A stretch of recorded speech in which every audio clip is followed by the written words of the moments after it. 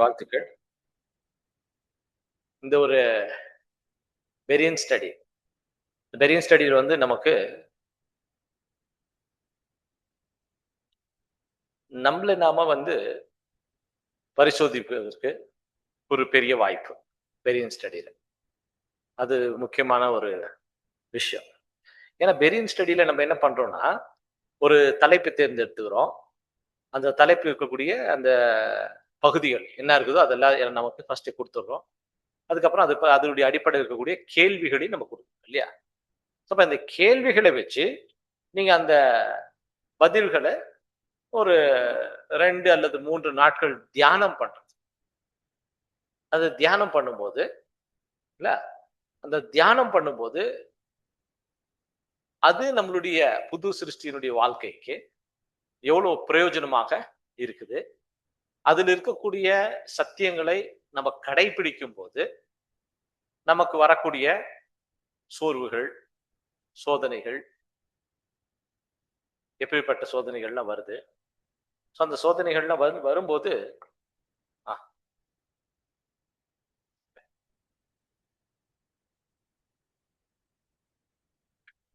Okay.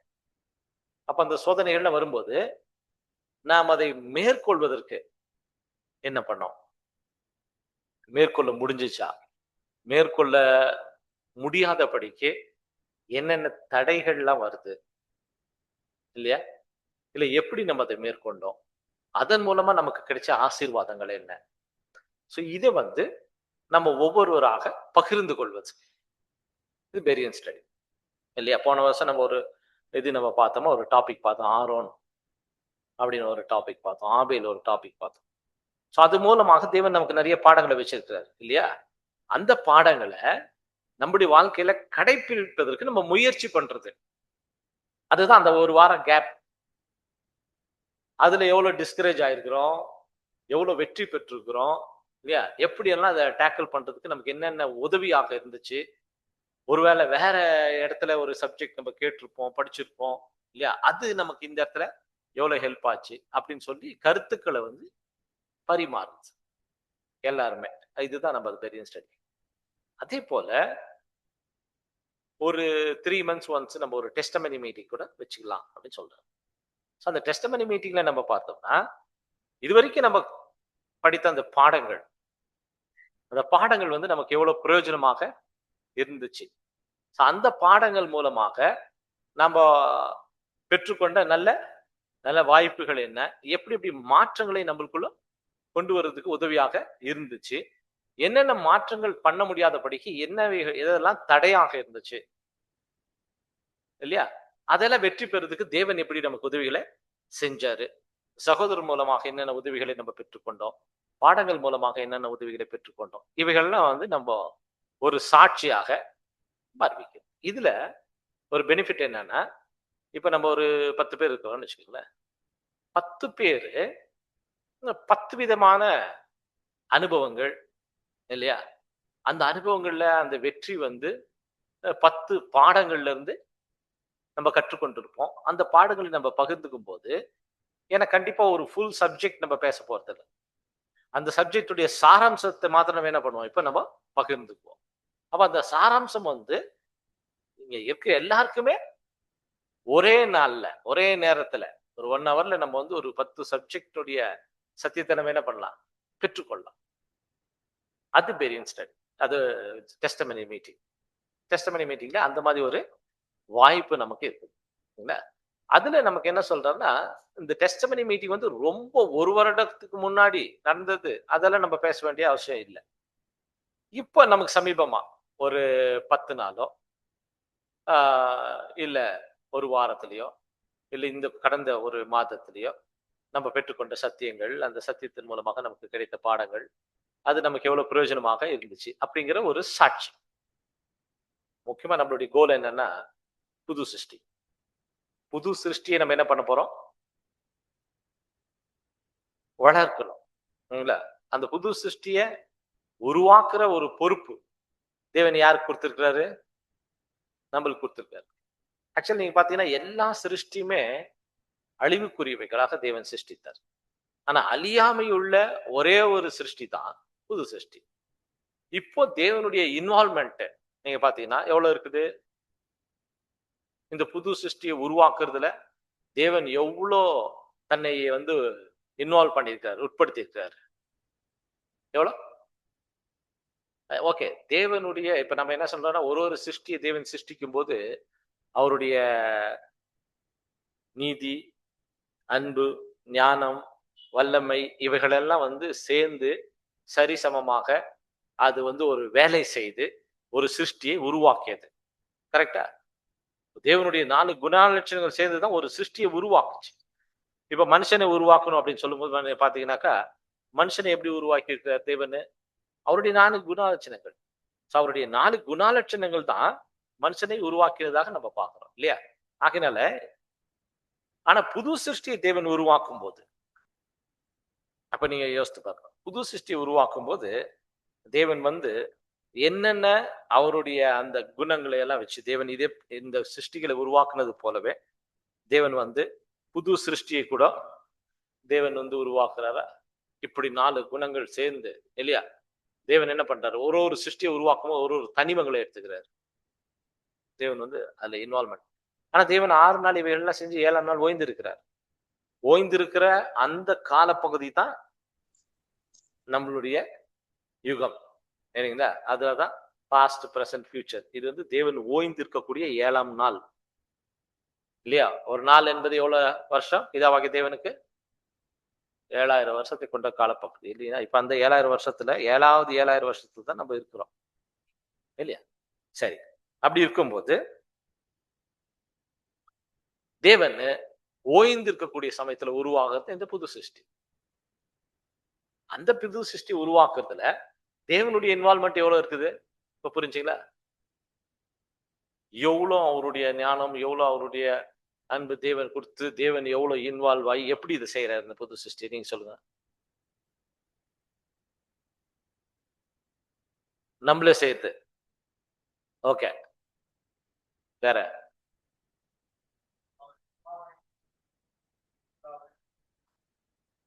சாயலுக்கு மாறணும். அது கரெக்ட். மாறணும். தேவன் எவ்வளவு இன்வால்வ் ஆகுறாரு?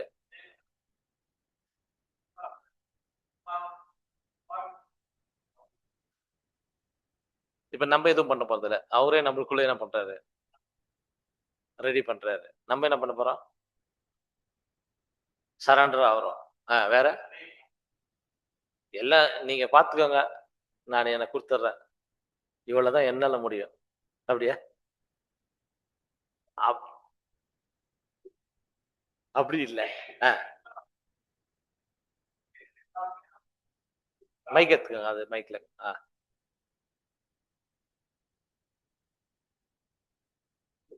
நம்ம செய்யற எல்லாமே நம்மளது இல்லை. எல்லா ஞானம் நம்மளுக்கு கொடுத்துருக்கிற எல்லா கிருபை எல்லாமே அவரது தான். எல்லாமே அவர் முன்னமே பிளான் பண்ணியிருக்கார். இந்த உலகம் உருவாகிறதுக்கு முன்னாடி கிறிஸ்துவுக்குள் நம்மளை தெரிஞ்சிட்டார். அதாவது முன்னமே எல்லாமே அவர் பிளான் பண்ணி முழு பலன் முழு ஞானம் அவர் வந்து அவருடைய குமாரன் கொடுத்து அது மூலியத்துல தான் நம்ம ரெடி ஆயிட்டு நம்மளதுன்ட்டு ஒண்ணுமே இல்லை. நம்மளது ஒண்ணுமே இல்ல. ஒண்ணுமே இல்லை. ஆனா நம்ம அந்த கிரியை நம்ம செய்ய வேண்டிய அந்த ஞானம் கூட அவர் தான் கொடுக்குறாரு. அது கேட்டு நம்ம பெற்றுக்கொண்டு கண்டிப்பா செய்ய வேண்டிய நிலை தான் கொடுக்குறாரு இல்லையா? நம்முடைய பங்கு எவ்வளவு, தேவனுடைய பங்கு எவ்வளவு? கேள்வி இப்படி மாறிடுச்சு. அதெல்லாம் அழிச்சிடுங்க இப்போ. நம்மளுடைய பங்கு எவ்வளவு, தேவனுடைய பங்கு எவ்வளவு புது சிருஷ்டியை உருவாக்குறதுல சொல்லுங்க. இப்போ நம்மளுக்குள்ள ஒரு புது சிருஷ்டி உருவாயிட்டு இருக்குதா? இதுல நம்மளது பங்கு எவ்வளவுக்குது, தேவனது பங்கு எவ்வளவுக்குது? அதை உருவாக்கி அதை ஒரு புது சிருஷ்டியா மாத்துறது இல்ல. இப்ப இப்படி கேட்டா உங்களுக்கு கேள்வி கொஞ்சம் புரியும் இல்லையா? ஓகே. ஆன்லைன்ல யாராச்சும் நீங்க பதில் சொல்றதா கூட சொல்லலாம்.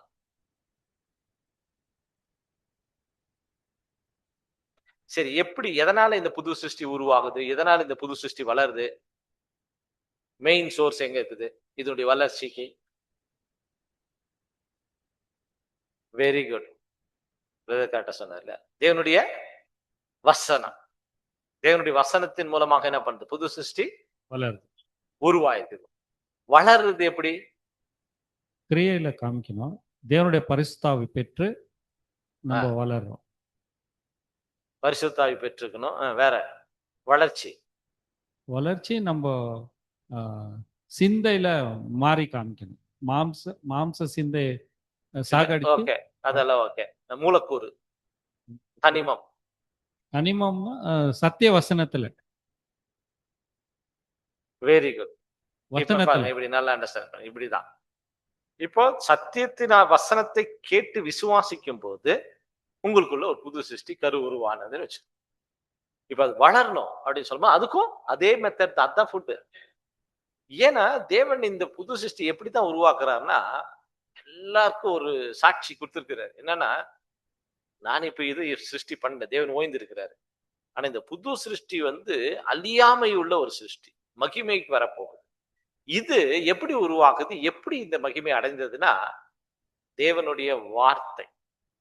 வார்த்தைக்கு எவ்வளவு வல்லமை இருக்குது அப்படிங்கிறத எல்லாருமே அண்டர்ஸ்டாண்ட் பண்ணணும். வெறும் இந்த பிரிண்ட் அவுட் தானே, வெறும் பிளாக் அண்ட் ஒயிட். இது தேவனுடைய வார்த்தை. இந்த வார்த்தைக்கு எவ்வளவு பவர் இருக்குது. அந்த வார்த்தையை படிச்சுட்டா அந்த வார்த்தை ஒரு அழியாமை உள்ள ஒரு சிருஷ்டியை உருவாக்கும் சக்தி படைத்தது. அதான் தேவனுடைய பவர். இன்னைக்கு எவ்வளவோ வெரைட்டி ஆஃப் கிரியேஷன், வெரைட்டி. இதோ ஒண்ணு பண்ணிருக்காம, மிருகம்னா ஒரு 4-5 மிருகம் பண்ணி விட்டாரா? பழம்னா 4-5 பழம் பண்ணி, பூக்கள் 4-5 பூ பண்ணி விட்டாரா? கிடையாது. எவ்வளவுக்குது? அது எதை காமிக்குதுன்னா, அவ்வளோ அவர்னால கிரியேட் பண்ண அவ்வளவு வல்லமை இருக்குது. அவ்வளவு கிரியேட் பண்ண டிஃப்ரெண்ட் டைப்ஸ் இருக்குது. எல்லாம் பூச்சி, சின்ன சின்ன பூச்சிங்க, அது இது எல்லாம் எடுத்தா கூட மீன் எந்த வகையா எடுங்க, வெரைட்டி. அப்படியே நம்ம இன்னும் மனுஷன் பார்க்காத மிருகங்கள், பறவைகள் இல்லையா? அப்புறமா ஊரும் பிராணிகள், மீன்கள்லாம் வந்து மனுஷன் உள்ள போய் பார்க்கல. நிறைய அமேசான் காடுகளுக்குள்ள போயிட்டு நம்ம இன்னும் பார்க்கல. ஆமா, பார்க்காதவைகள் நிறைய இருக்குது. அவ்வளவு அடர்ந்த காடுகள்லாம் இருக்குது. பூமியினுடைய கடல் மட்டத்தினுடைய ஆழத்துக்கு மனுஷன் இன்னும் போல. அங்கெல்லாம் மீன்கள் இருக்குது. அதெல்லாம் நம்ம பார்த்தது கிடையாது இல்லையா? இன்னைக்கு நல்ல டிஸ்கவரி எல்லாம் காமிக்கிறாங்கன்னா நிறைய பார்க்காதது இருக்குது. அதெல்லாம் தேவனுடைய எது என்ன சொல்றாங்க, தேவனுடைய வல்லமை.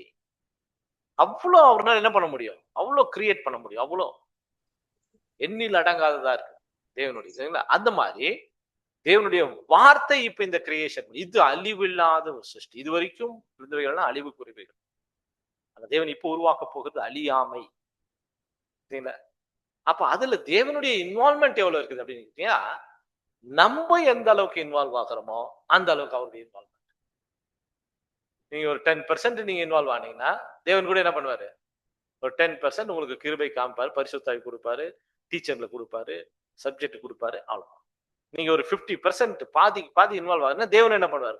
அவரும் பாதிக்கு பாதி 100% நீங்க காமிக்கிறீங்கன்னா 100% என்ன பண்ணுவாரு? தேவன் கிருபை இருக்கும், அப்படி இன்வால்மெண்ட் இருக்கும். முழுக்க முழுக்க யார் கையில இருக்குது? இப்பதான் இந்த டெஸ்டமனி மீட்டிங்ல இந்த புது சிருஷ்டியை உருவாக்குறதுல, இந்த தேவனுடைய வார்த்தைகள் படிச்சதுல, கேட்டதுல இல்லையா, மத்த நம்ம வந்து பேசினதுல எவ்வளவு நன்மைகளை நம்ம பெற்றுக்கொண்டோம். இந்த வார்த்தைகள் இந்த புது சிருஷ்டி எப்படியெல்லாம் நம்மளுக்குள்ள வளர்க்குது, எதுலெல்லாம் இந்த மாம்சம் பலவீனமா இருக்குது, இந்த புது சிருஷ்டி வளராதபடிக்கு எதெல்லாம் தடைகள் வருது, இந்த வார்த்தைகள் வசனங்கள் எப்படி அந்த தடைகளை மேற்கொள்வதற்கு உதவியாக இருக்குது, இது வார்த்தைக்கு எவ்வளவு பவர் இருக்குது, இந்த கேட்ட பாடங்கள் அப்படின்றத வந்து ஒரு சாட்சியா நம்ம சொல்றதுதான் டெஸ்டமனி மீட்டிங். ஓகேங்களா? அது நீங்க நல்லா முயற்சி. இங்க மாம்சம் இடம் இல்லை இல்லையா? மாம்சத்துல அது சொல்ல போனோம்னு வச்சுக்கோங்களேன், அப்புறம் நைட்டு முடிஞ்சு காலையில ஆனா கூட சொல்லிட்டே தான் இருக்கும்.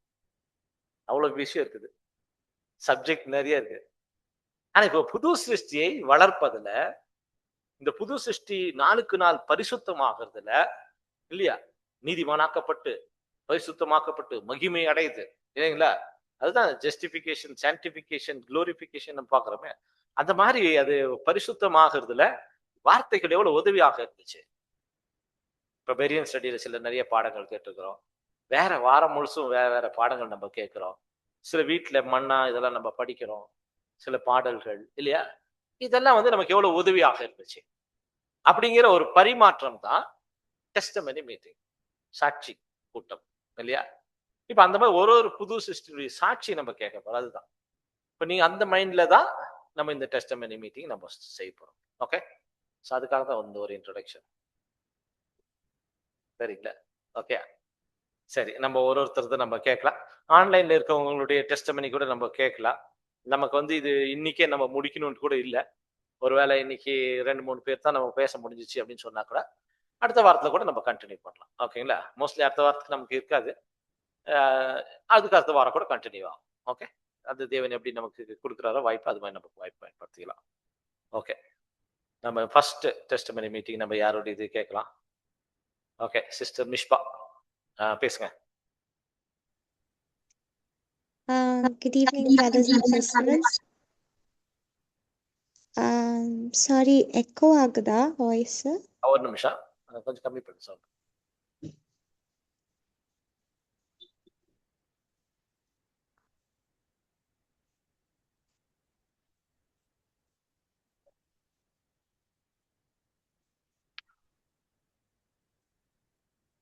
ஓகே சிஸ்டர், நீங்க பேசுங்க இப்போ. Yes, thank you. Very good evening, brothers and sisters. இந்த அருமையான டெஸ்டிமனி மீட்டிங்ல கலந்துக்கிறதுக்கு கொடுத்த வாய்ப்புக்காக தேவனுக்கு ரொம்பவே நன்றி சொல்கிறோம். நம்ம சபையாருக்கும் இந்த மாதிரி ஒரு மீட்டிங் ஏற்படுத்தினதுக்கு ரொம்ப நன்றி உணர்வாக தேங்க்யூ சொல்கிறோம்.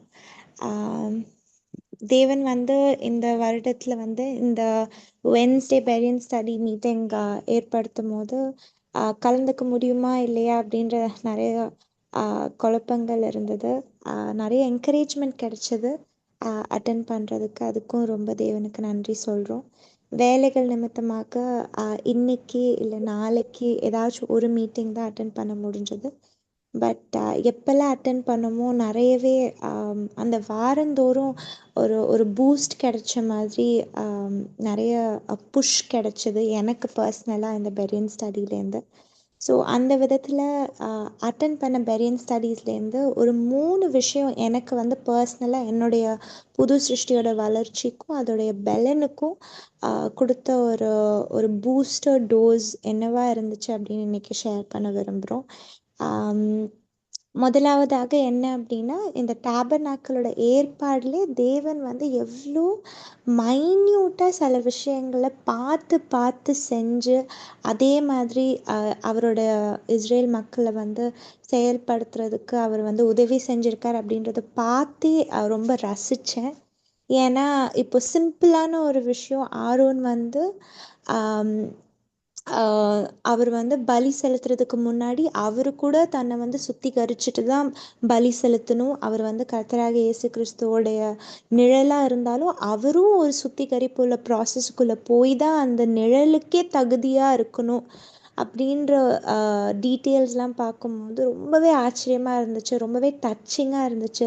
தேவன் எப்படி ஒரு பர்ஃபெக்ட் ஜீசஸ்க்கு வந்து ஒரு சின்ன டைப்பாக ஒரு நபர் எடுத்தாலும் அந்த நபர் கூட எப்படி அந்த சிம்பிளுக்கே ஏற்ற விதத்தில் வந்து அவர் எப்படி பரிசுத்தமாக இருக்கணும் அப்படின்லாம் சிம்பிள்ஸ் எடுத்திருக்காரு அப்படின்னு பார்க்கும்போது ரொம்ப சந்தோஷமாக இருந்தது, ரொம்பவே ஆச்சரியமாக இருந்தது. அது மட்டும் இல்லாமல் தேவன் வந்து தன்னுடைய பிள்ளைகளுக்கு வந்து ஏற்படுத்தியிருக்க ஸ்டாண்டர்ட்ஸ் வந்து எவ்வளோ உயர்ந்ததாக இருக்குது அப்படின்றதும் நிறைய ஒரு உணர்த்துதல் கிடைச்சது. தேவன் வந்து ஒரு நிழல்லே அவர் வந்து அந்த ஸ்டாண்டர்ட்ஸ் எதிர்பார்க்குறாருன்னா நம்மளோட வாழ்க்கையிலையும் அந்த ஸ்டாண்டர்ட்ஸை வந்து எப்படி எதிர்பார்க்குறாரு. பரிசுத்தமாக்குதல் வந்து அவர் ஒரு நிழல்லே அந்த இம்பார்ட்டன்ஸ் கொடுத்தாருன்னா நம்ம நிஜத்தில் எவ்வளோ கொடுக்கணும் நம்மளோட லைஃப்பில், நம்மளோட மனதுக்குள்ளே தினந்தோறும் அந்த சாங்டிஃபிகேஷன் நடக்குதா அப்படின்ற ப்ராசஸ் வந்து நிறையவே செல்ஃப் எக்ஸாமினேஷனுக்கு ஹெல்ப் ஆச்சு.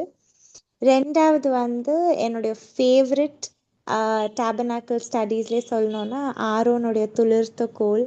எனக்கு எப்போதுமே அந்த ஆல்மண்ட் ட்ரீ வந்து ஃபஸ்ட்டு பூக்கள் விடும், அதுக்கப்புறம் பழங்கள் காய்கள் பழங்கள் விட்டதுக்கப்புறம் தான் இலைகள் விடும் அப்படின்ற அந்த பாயிண்ட் எப்போல்லாம் கேட்குறனோ, எப்போல்லாம் நம்ம தியானிச்சிருக்கோமோ, எப்போல்லாம் நம்ம எல்லாருமே டிஸ்கஸ் பண்ணியிருக்கோமோ மனசு ரொம்ப சந்தோஷமாக இருந்திருக்கு. ஆனால் அந்த கான்செப்டை யோசிக்கும் போதே அந்த மரத்தை பிக்சர் பண்ணும் போதே அவ்வளோ ஆசையாக இருக்கும். அந்த மாதிரி ஒரு மரத்தை பார்த்தா எவ்வளோ ரசிப்போம், எவ்வளோ அழகாக இருக்கும் அப்படின்றது, அது எவ்வளோ அருமையான ஒரு சின்ன மிரக்கிள் நம்மளுடைய பிளானட் ஏர்த்தில் இருக்கிற ஒரு ஒரு மிரக்கிளை வந்து நம்ம விட்னஸ் பண்ணுறது மாதிரி. அது நம்மளோட லைஃப்பில் தேவன் வந்து வச்சுருக்கிற அந்த பேரலில் வந்து ரொம்பவே ரசித்தேன். எனக்கு வந்து நிறைய கஷ்டமான சோர்ந்து போகிற சூழ்நிலைகளில் வந்து எனக்கு அது ரொம்ப பூஸ்டாக இருந்திருக்கு. ஏன் அப்படின்னா, நம்ம நிறைய பலவீனங்கள் நம்மக்குள்ளேயும் நம்மளுடைய சுற்றிலும் இருக்கிறவங்களையும்னால நம்ம வந்து தேவனுக்கு வந்து தேடுறவங்களா தானே நம்ம இருக்கிறோம். ஆனால் தேவன் ஏன் இந்த மாதிரி சூழ்நிலைகளை நம்மளுக்கு ஏற்படுத்துகிறாரு அப்படின்னு ஒரு சோர்வு வர்றது ரொம்பவே நேச்சுரல். எனக்கும் வந்திருக்கு இருக்குது. பட் அந்த ஒரு சிம்பிளில் தான் நான் என்ன கற்றுக்கிட்டேன் அப்படின்னா, அந்த நித்திய ஜீவனுக்குரிய அந்த ஆசிர்வாதங்களும் சூழ்நிலைகளுடைய அந்த பரிசுத்தமும் உள்ள இருக்கிற அந்த பரிபூர்ண தன்மையும் எல்லாமே இந்த காலத்துல இல்லை, வரப்போகிற காலத்துல தான் அந்த இலைகள் வழியாக தேவன் கொடுக்க போகிறாரு. இப்போ வந்து நம்மளுடைய ஹோல் அண்ட் ஃபோல் சோக்கஸ் வந்து இந்த ஃப்ளவர்ஸ் நம்மளோட கேரக்டர்ஸ் மட்டும் நம்ம காமிச்சிட்டு போகணும். அதுக்குரிய பிளெஸ்ஸிங்ஸ் இப்போ நமக்கு கிடைக்குதோ கிடைக்கலையோ ஒரு நாள் தேவன் கண்டிப்பாக வச்சுருக்காரு அப்படின்ற அந்த ஒரு ப்ராமிஸை வந்து அந்த அழகாக அந்த சிம்பிளில் தேவன் லாக் பண்ணி வச்ச மாதிரி இருந்தது. அதை நம்ம எல்லாருமே டிஸ்கஸ் பண்ணும்போது ஸ்லோவாக அந்த ப்ராமிஸை வந்து அன்லாக் பண்ணுற ப்ராசஸ் எனக்கு ரொம்பவே ரசித்தேன். ரொம்பவே என்ஜாய் பண்ணேன். ரொம்ப நாளாக அது வந்து தியானிக்கும் போதெல்லாம் எங்கே இருக்கனோ முகத்தில் வந்து ஒரு சிரிப்பு வரும், மனசு வந்து ஒரு பூரிச்ச ஒரு ஃபீலிங் வரும். ஸோ அதுவும் ஷேர் பண்ண விரும்புகிறோம். மூணாவது என்னென்னா, ஸ்கேப் கோட்டை பற்றி நம்ம தியானிக்கும் போது டீட்டெயில்ஸ்லாம் நம்ம போகாமல் வெறும் ஒரே ஒரு கான்செப்ட் எனக்கு ரொம்பவே ஆச்சரியமாக என்னமா இருந்தது அப்படின்னா, வெளிச்சத்துக்கு விரோதமாக பண்ணுற பாவங்களை கூட தேவன் எப்படி கணக்கிட்டு அதுக்காக சில பலிகளை ஏற்படுத்தி அதை கூட நிவர்த்தி செஞ்சதுக்கு அப்புறம்தான் திரும்ப கொடுத்ததின் காலங்கள் வந்து அதோடைய ஆசீர்வாதங்கள் தொடங்குது அப்படின்ற அந்த ஒரு கான்செப்டையே தியானிக்கிறது எனக்கு ரொம்பவே ஆச்சரியமாக இருந்தது. தேவனுடைய நீதியை வந்து ஒரு பஞ்ச் பண்ணி சொன்ன மாதிரி ஒரு ஸ்டேட்மெண்ட்டாக இருந்தது. எனக்கு வந்து ரொம்ப ஆச்சரியமாக இருந்தது. தேவன் என்னதான் செஞ்சாலும் கரெக்டாக செய்வார். அவருடைய திட்டங்கள் நமக்கு புரியாமல் இருந்தாலும் அவர் வெளிச்சத்துக்கு விரோதமாக செய்கிற ஒவ்வொரு பாவங்களுக்காகவும் கணக்கிட்டு அவர் அதுக்காக தீர்க்கிறதுக்கு ஒரு பலியை ஏற்படுத்தியிருக்காருன்னா, தேவன் எல்லா திட்டமும் ஹோல் அண்ட் சோலாக இருக்கட்டும், நம்மளுடைய பர்சனல் லைஃப்பில் இருக்கட்டும், பார்த்து தான் செய்கிறாரு. நீதியாகவும் அன்புக்கு அன்பாகவும் தேவன் வந்து கண்டிப்பாக செய்வார் அப்படின்ற அந்த நிறைய அஷ்யூரன்சஸ் கிடைச்சதை பார்த்தோம். டாக்டர்னெல்லாம் நிறைய ஹெவியாக டேபர்னாக்கில் இருந்தாலும் அதுக்குள்ளே தேவனுடைய அழகான சில கேரக்டர்ஸை ரசிக்கிறதும், அவருடைய கேரக்டர்ஸ் நிமித்தமாக நமக்கு கிடைச்சிருக்க சில பர்சனல் ப்ராமிசஸை வந்து ரசிக்கிறதும் எனக்கு வந்து இந்த பெரியன் ஸ்டடியில் வந்து ரொம்ப பிடிச்ச ஒரு பார்ட்டாக இருந்தது. ஸோ இதெல்லாம் சொன்னதுக்கப்புறம் நான் என்ன சொல்ல மறுக்கக்கூடாது இல்லை மறுக்க விரும்பலை அப்படின்னா, உங்கள் எல்லாருடைய பார்ட்டிசிபேஷன் வந்து பெரியன் ஸ்டடியில் வந்து நீங்கள் எல்லாருமே தேவனுடைய பிளானுடைய டீட்டெயில்ஸை மட்டும் தியானிக்கணும்னு இல்லை, தேவனுடைய பிளானில் நான் எவ்வளோ இன்வால்வ்டாக இருக்கணும், நான் என்ன வளர்த்துக்கலாம் அப்படின்ற அந்த மனப்பான்மையோடு எல்லாருமே கலந்துக்கிட்டது, எல்லாருமே ஒவ்வொருத்தவங்களுடைய வளர்ச்சிக்காக கான்ட்ரிபியூட் பண்ண அந்த ஆசை ஆர்வம், அதனால நான் வந்து நிறைய ஆசீர்வாதங்கள் பெற்றிருக்கிறேன். அதுக்காக எல்லாருக்காகவும் என்னுடைய நன்றிகளை ஏறெடுத்து என்னுடைய அந்த டெஸ்டிமனியை முடிக்கிறேன். தேங்க்யூ. Thank you sister Mishba. அருமையாக இருந்தது உங்களுடைய டெஸ்டிமனி. கண்டிப்பாக அது எல்லாருக்கும் நமக்கு கூட பிரயோஜனமானது தான். இப்போ கடந்த பாடங்களை எல்லாம் நம்ம நினைவு கூறுறது கூட ஒரு வாய்ப்பு இருந்துச்சு. அது மாத்திரமல்ல, தேவன் நமக்கு வைத்திருக்கக்கூடிய இந்த ஊழியத்தின் பாதையில தேவன் வைத்திருக்கக்கூடிய அநேக நன்மைகளுக்கான பாடங்கள். இது நமக்கு ரொம்ப பிரயோஜனமா இருந்துச்சு. உங்களுடைய வார்த்தைகள் கண்டிப்பா தேவனுடைய ஆசீர்வாதம் உங்களோட இருக்கும். தேவன் உங்களுக்கு கொடுத்துக்கூடிய அழைப்பை நீங்கள் பெற்றுக்கொள்ளும்படியாக தேவன் கண்டிப்பா இந்த பாதையில உங்களை ஆசீர்வதித்து வழிநடத்துவார். உங்களுக்காக நம்ம ஒரு ப்ராமிஸ் கூட நம்ம படிக்கிறோம்.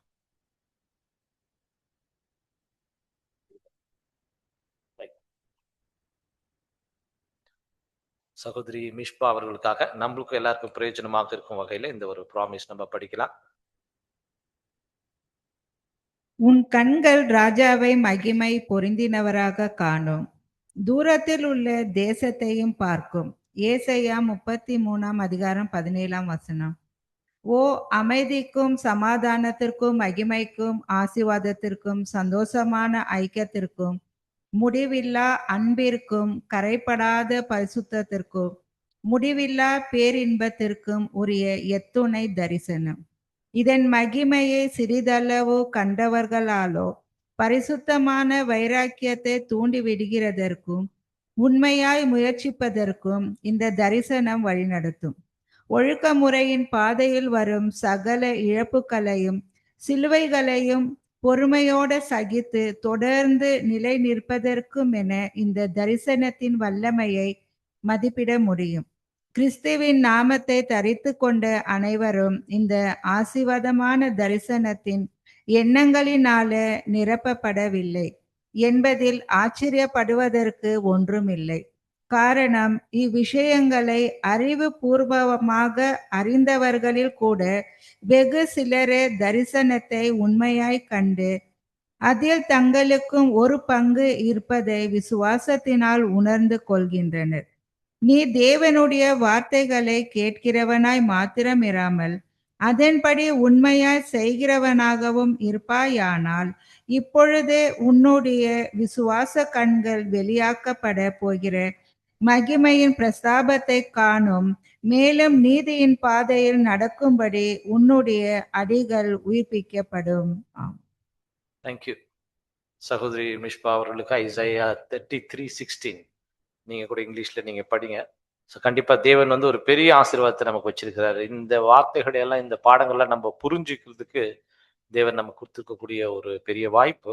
கண்டிப்பா தேவன் வைத்திருக்கக்கூடிய அந்த மகிமையை நம்முடைய கண்கள் காணும்படியாக தேவன் உங்களை ஆசீர்வதிப்பார். தேங்க்யூ. ஸோ அடுத்ததாக நீங்க ஆன்லைன்ல யாராச்சும் நீங்க பேசுறதா இருந்தா நீங்க ஹேண்ட் ரைஸ் பண்ணுங்க. ஓகே, நம்ம இங்க சிஸ்டர் ஓகே பேசுங்க.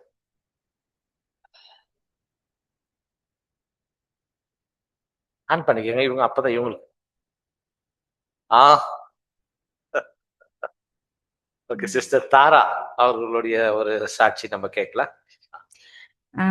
பிதாவாகிய தேவனுக்கும் கர்த்தராகிய இயேசு கிறிஸ்துவுக்கும் முதலாவதாக நன்றிகளை ஏற்றுக்கொண்டு இங்கு கூடியிருக்கிற ஒவ்வொரு சகோதர சகோதரிகளுக்கும் என் நன்றியை நான் தெரிவித்துக் கொள்கின்றேன். என் பேர் தாரா. நான் கடந்த ஒரு 17 வருடங்களாக இந்த எக்லேஷியால் நான் இருக்கிறேன். ஆனால் எந்த ஒரு பிரயோஜனமற்றவளாகத்தான் நான் இருந்திருக்கிறேன். அது எப்படின்னாக்கா, வீட்டில் நான் அதிக பைபிள் படிக்கிறது, கிளாஸுங்க அட்டன் பண்ணுறது, இதுலலாம் எனக்கு ஆர்வம் இருக்குமே தவிர எக்லேஷியாவில் ஒரு படிக்க சொன்னாலோ ஒரு பாட கூப்பிட்டாலோ நான் அதை வந்து மறுதடிச்சிடுவேன். ஏன்னா எனக்குள்ளே வந்துட்டு ஒரு பயம். என்ன பயம்னாக்கா, என்னை விட உயர்ந்தவர்கள் இங்கே அதிக பேர் இருக்கிறாங்கன்றது வந்து என்னுடைய எண்ணங்க. நான் ஒன்றுமே இல்லை, இங்கே இருக்கிற இன்னும் அநேக சகோதர சகோதரிகள் வந்துட்டு தேவனுக்குள்ளே அதிகமாக வளரப்பட்டிருக்காங்கன்னு என்னுடைய ஒரு அபிப்பிராயத்தினால வந்துட்டு என்ன நான் இது பண்ணிக்குவாங்க. ஆனாக்கா நான் படித்தது என்னன்னாக்கா, ஒரு இப்போ மாடு அசை போடுற மாதிரி எனக்குள்ளே வந்துட்டு ஒரு யாரும் துணை இல்லாத இருந்துச்சுங்க. பகிர்ந்துக்கிறதுக்கு எனக்கு யாருமே இல்லைங்க. இப்போ சத்தியத்தில் பசங்கள்லாம் இருக்கிறாங்க. என் வீட்டுக்காருக்கு நாங்கள் குடும்பமாக 5 பேரும் நாங்கள் சத்தியத்தில் தான் இருக்கிறோங்க. இருந்தாலும் அவங்கவுங்க ஒரு வழியில் இருக்கிறாங்க தான். எனக்கு எந்த கொஞ்சம் மேலேயா, எனக்கு அதிகமாக கடவுளுக்குள்ளே உண்மையாக இருக்கணும்னு எனக்கு ரொம்ப பிடிக்குங்க. அவருடைய வார்த்தைக்கு கீழ்ப்படியணும், அவருக்கு ஏற்ற மாதிரி நடக்கணும், அவரோட அன்பு செலுத்தணும், இதெல்லாம் வந்துட்டு எனக்கு இருக்குங்க. இது என்னன்னா, நான் இந்து பேக்ரவுண்ட்ல நான் வந்திருக்கிறேங்க. நான் இங்கே இதில் ஸ்டார்டிங் நான் பார்த்த பல பிரச்சனைகள் பார்த்ததுனால வந்துட்டு நான் பின்மாற்றத்துக்கு நான் போனேனே தவிர இங்கே நான் யாரையும் குறை சொல்ல நான் ரெடி இல்லைங்க. இதுதான் என்னுடைய இதுங்க. இங்கே பெரியன் ஸ்டடி ஸ்டார்ட் ஆகிற சொல்கிறப்ப வந்துட்டு எப்படி இருக்குமோ, ஏன்னாக்கா பக்கத்திலே இருந்து போகலனாக்கா அது தேவனுக்கு ஒரு கணக்காக இருக்கமேனு என்னுடைய ஒரு பயம் இருந்துச்சுங்க. இருந்தாலும் வந்துட்டு நான் ஃபர்ஸ்ட் கிளாஸ் வந்து நான் அட்டன் பண்ணலங்க. ஆன்லைனில் நான் கேட்டேன். என்னென்னா, எனக்கு ஆன்லைன் கிளாஸ் கேட்க எனக்கு பிடிக்காதுங்க. டைரெக்டாக வரணுன்னு தான் என்னுடைய ஒரு விருப்பம். அதனால நான் அவாய்ட் பண்ணிட்டேங்க. சரி, செகண்ட் வரப்போ வந்துட்டு இங்கே பிரதர் படிக்க கொடுக்கப்போ எனக்கு ரொம்ப பயம்னாக்கா ரொம்ப பயம் வந்துச்சுங்க. நம்ம எப்படி படிக்க போகிறோமோ என்ன ஏதுன்னு எனக்கு தெரியாததுனால வந்துட்டு நான் பயந்துட்டு திரும்பி 3வது வாரம் நான் வரலங்க. வேண்டாப்பா, நம்ம இதோட ஸ்டாப் பண்ணிக்கலாம், நம்ம வீட்லேயே இருக்கலான்னு வந்துட்டு நான் அதே மாதிரி நான் இருந்துட்டேங்க. அப்புறமா தான் வந்துட்டு நானும் உணர்ந்தோம். கடைசி காலத்துல என்னுடைய நாள் எத்தனை நாள் எனக்கு தெரியாது. தேவன் கொடுக்குற வாய்ப்பை நம்ம ஏன் நிராகரிக்கணும்னு வந்துட்டு நான் அப்புறமா தொடர்ந்து நான் வர ஆரம்பிச்சேங்க. இங்க வந்த போல் தான் தெரியுது இது உள்ள அருமை, அவ்வளோ ஒரு சுவையான பாடங்கள், சகோதரங்க கூடியிருக்க எல்லாருடைய வார்த்தை, பேச்சுகள் இதெல்லாம் வந்துட்டு நான் ரொம்ப ருசித்ததுனால, இதை நீங்களே என்னை வெளியே போன்னு சொன்னா கூட போக முடியாத அளவுக்கு வந்துட்டு என் மனசுல வந்துட்டு ரொம்ப ஒரு ஆழமா இருக்குது.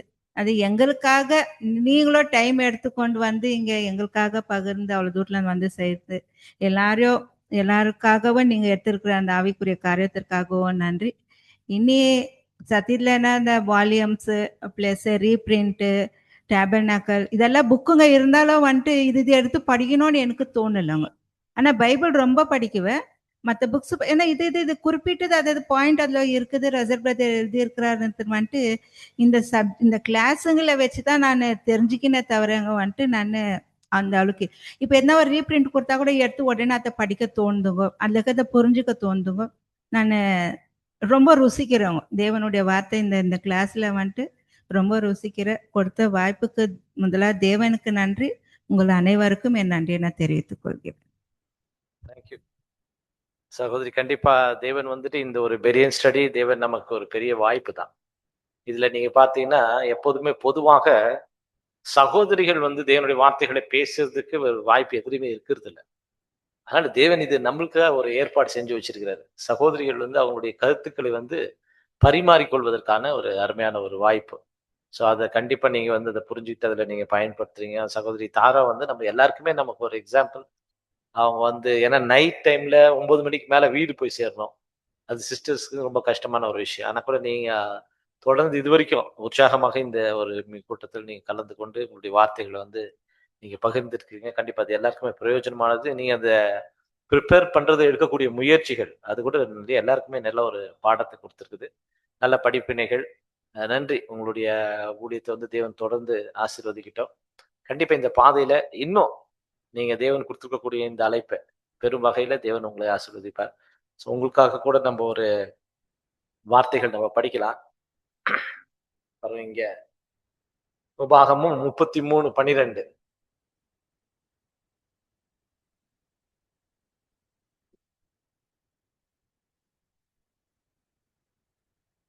கர்த்தருக்கு பிரியமானவன் அவரோடு சுகமாய் தங்கி இருப்பான்.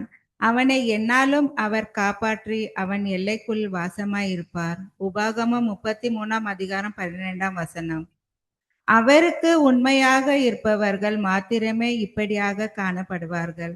தாங்கள் செய்யத்தக்கதான தேவனுடைய சித்தம் என்ன என்று அறிந்து கொள்வதற்கு எவ்வித சரியான முயற்சியை எடுக்காதவர்களாயும் கர்த்தர் காத்து கொள்வார் என்று நாம் புரிந்துவிடக் கூடாது. மாறாக யாரெல்லாம் இயேசுவின் அடிச்சுவடுகளை பின்பற்றி தாங்கள் எவ்வழியில் நடக்க கர்த்தர் விரும்புவார் என்பதை முடிந்த மட்டும் உணர்ந்து அவரை பிரியப்படுத்தும் விதமாக தங்களால் முடிந்தவற்றை எல்லாம் செய்கிறவர்களாலோ அவர்களே இங்கனம் காக்கப்படுவார்கள். இவர்கள் இன்று அவரை துதிக்கும் சத்தத்தை எழுப்பிக் கொண்டு இருக்கின்றனர். மேலும் அவர்களுக்கு தேவையான கிருபை பங்காக கொடுக்கப்படுகின்றது. ஒருவேளை விசுவாசம், கீழ்ப்படிதல் மற்றும் நம்பிக்கைக்கான பரீட்சைகள் முன் பிரித்திருந்ததை காட்டிலும் சமீபத்தில் இருக்கிற எதிர்காலத்தில் அதிகமாக காணப்பட்டாலும் இந்த உண்மையுள்ளவர்கள் விழுந்து போவதில்லை.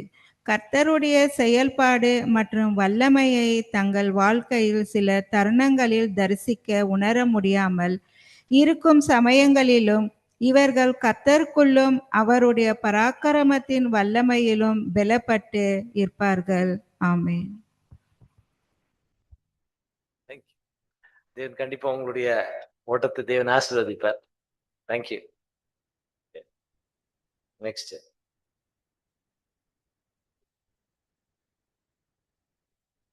Okay brother Joseph.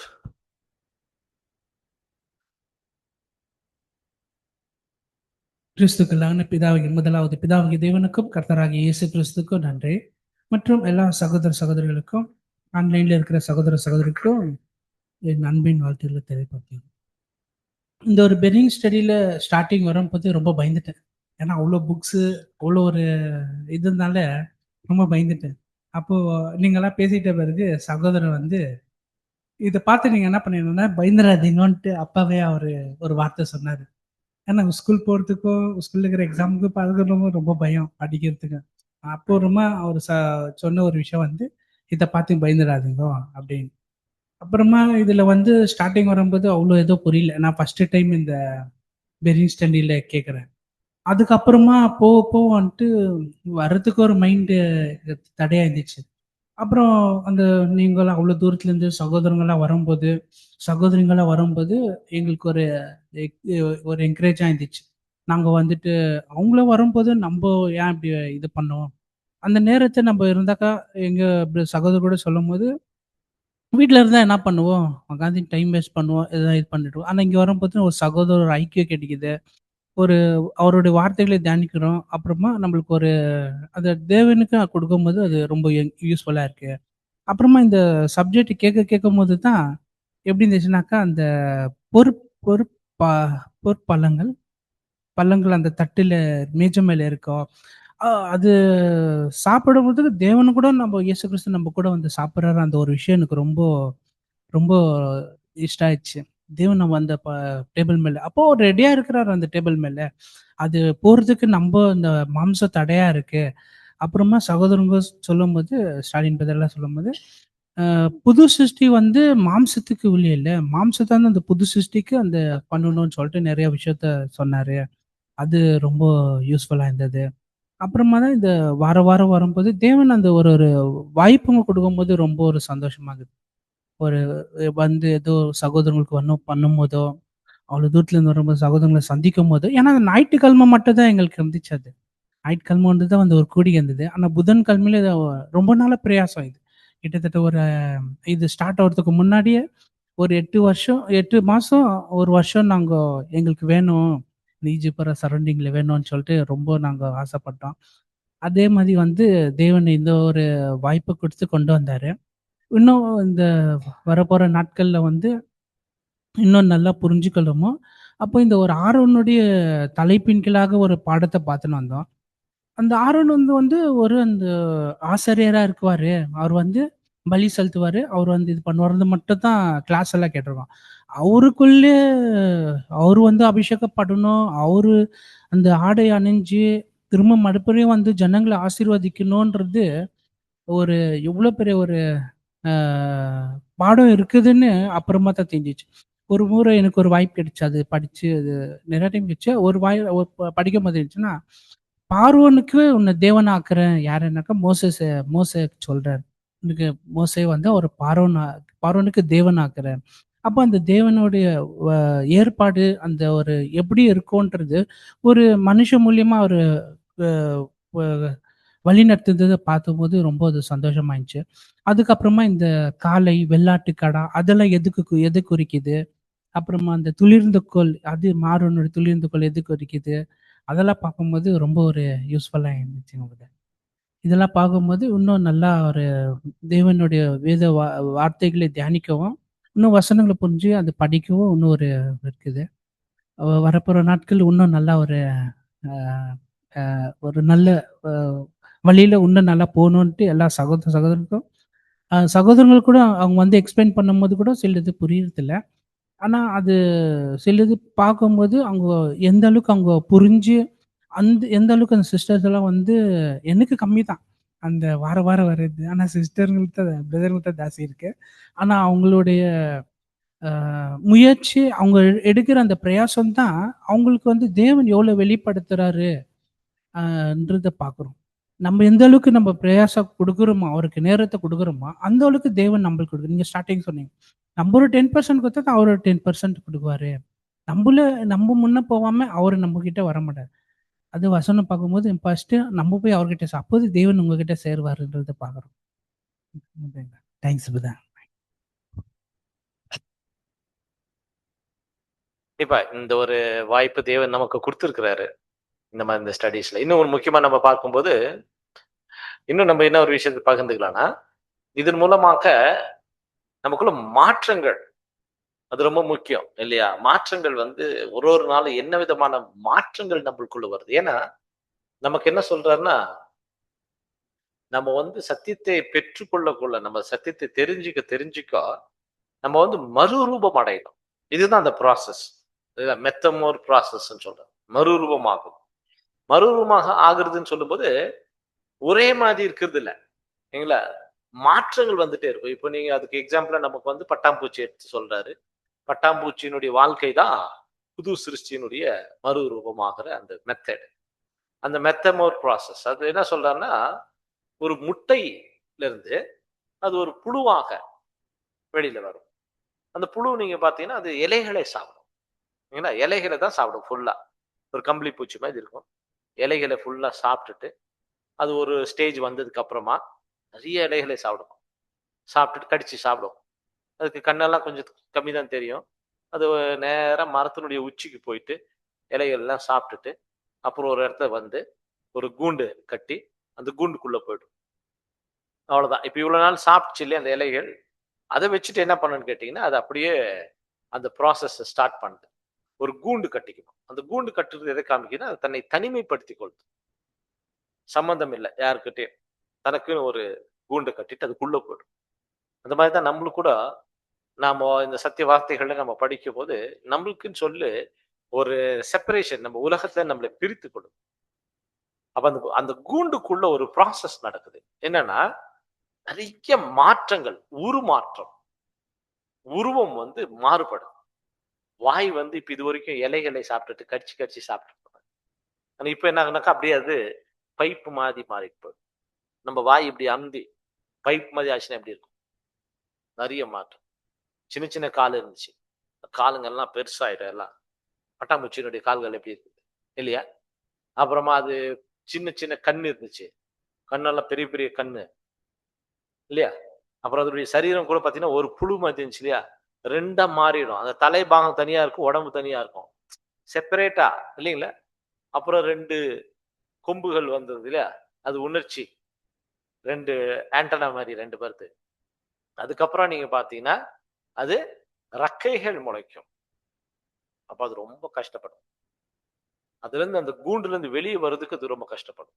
வெளில வந்து தான் அது பறக்கணும் இல்லையா? அப்படியே ரெக்க முளைக்கும்போது எப்படி இருக்கும்? அந்த மாரி மாற்றங்கள்.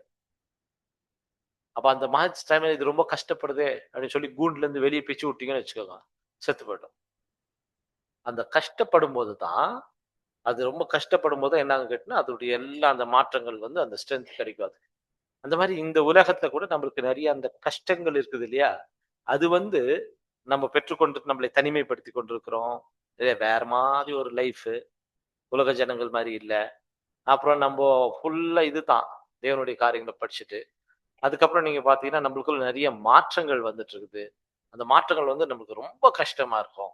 இல்ல இதுவரைக்கும் இருந்தது வேற, இதுக்கு மேல இருக்க போறது வேற. ஆனா ஒன்ஸ் அது நம்ம அத அடைஞ்சது அந்த மாற்றத்தை அடைஞ்சதுக்கு அப்புறம் நீங்க பார்த்தீங்கன்னா, பறந்து போயிடும். இதுவரைக்கும் இலை சாப்பிட்டுட்டு இருந்துச்சு. இனிப்பா இருக்குமா? கசப்பா இருக்குமா? கசப்பா தான் இருக்கும். ஆனா இப்ப தேன் சாப்பிட்டோம். எப்படி இருக்கும்? இனிப்பா இருக்கும் பார்த்தீங்கன்னா. பறந்து போயிடுச்சு. ஊர்ந்துட்டு போயிட்டு இருந்துச்சு புழு மாரி. ஆனா பறந்து போயிடும். எல்லாம் மாற்றங்கள். இல்லையா? அந்த மாரி நம்மளுக்குள்ள மாற்றங்கள். இந்த மாற்றங்கள தான் நம்ம வந்து பரிமாறிக்கிறது தான் ஒரு டெஸ்டமனி மீட்டிங். இல்லைங்களா? என்ன மாரி மாற்றங்கள் வருது இதனால? அத நீங்க மைண்ட்ல வச்சுக்கலாம். ஸோ அருமையான விஷயம். கண்டிப்பா தேவன் வந்து இது மூலமா நமக்கு நிறைய உதவிகள் செஞ்சிருக்கிறாரு. இன்னும் மென்மேலும் இந்த பாதையில உங்கள வழிநடத்துறதுக்கு தேவன் கண்டிப்பா உதவிகளை செய்வார். அதுல சகோதரர் சொன்ன மாரி நம்ம எல்லாருடைய வார்த்தைகள் ஸ்டாலின் மத்த எல்லா உங்களுடைய வார்த்தைகள் வந்து கண்டிப்பா அவருக்கு நிறைய உதவியாக இருந்திருக்குது. கண்டிப்பா எல்லாருக்குமே நன்றி. ஸோ திரும்ப நம்ம தொடர்ந்து நம்மளுடைய இந்த ஒரு மீட்டிங்கை நம்ம கண்டக்ட் பண்ணலாம். தேவன் ஆசீர்வதிக்குவார். ஓகே நெக்ஸ்ட் சிஸ்டர் பிரதீஷா பேசுறாங்க. அவங்க அவங்க நம்ம வாய்ப்பு கொடுக்கலாம். சிஸ்டர் பேசுங்க. Yes, brother. Good evening, brothers and sisters.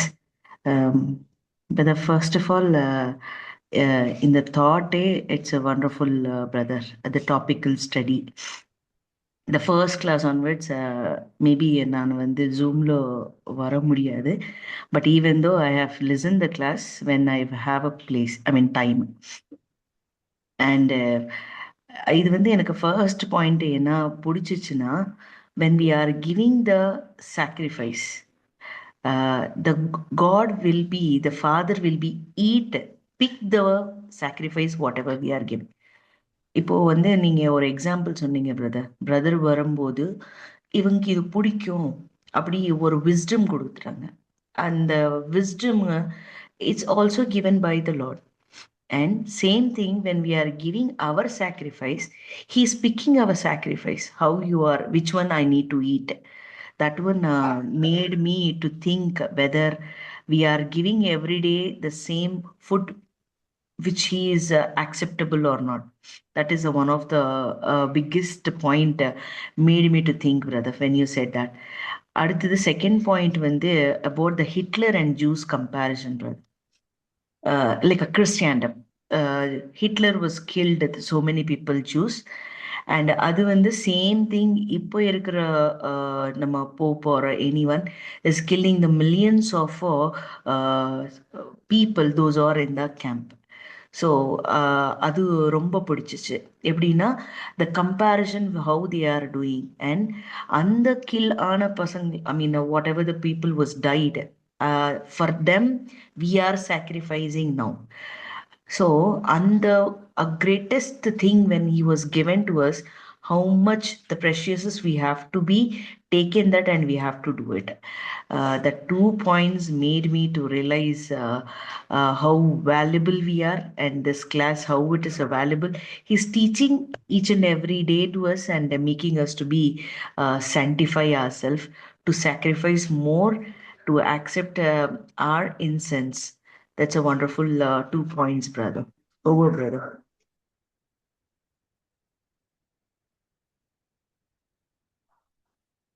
Thank you. கண்டிப்பா. ஏன்னா நம்மளுடைய பலிகள் வந்து தேவனுடைய அப்பம் என்று சொல்றார். அது ஒரு அருமையான ஒரு பாயிண்ட். சகோதரி சொன்ன மாதிரி அந்த ஒரு அப்பம் சொல்லும்போது அது தேவன் வந்து அது அவருடைய ஆகாரமாக புசிக்கிறாரு. இந்த பலிகளை நம்ம மேல வைக்கிறோம் இல்லையா, அது வந்து தேவனுடைய ஆகாரம் என்று சொல்றார். அப்ப நம்மளுடைய பலிகள் எவ்வளவு தேவனுக்கு விருப்பமானதாக இருக்கணும்.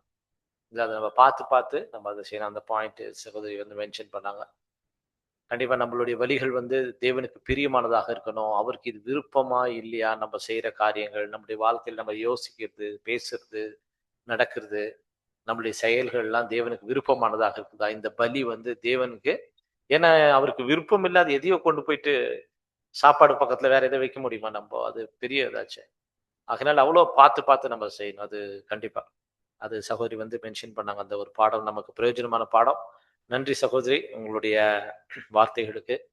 கண்டிப்பா தேவன் வந்துட்டு உங்களுடைய பலிகளையும் தேவன் ஆசீர்வதிப்பார். தொடர்ந்து இந்த பாதையில நீங்க முன்னேறி போவதற்கு தேவன் உங்களுடைய கிருபைகளை உங்களுக்கு காண்பிப்பார். Thank you sir. Next number.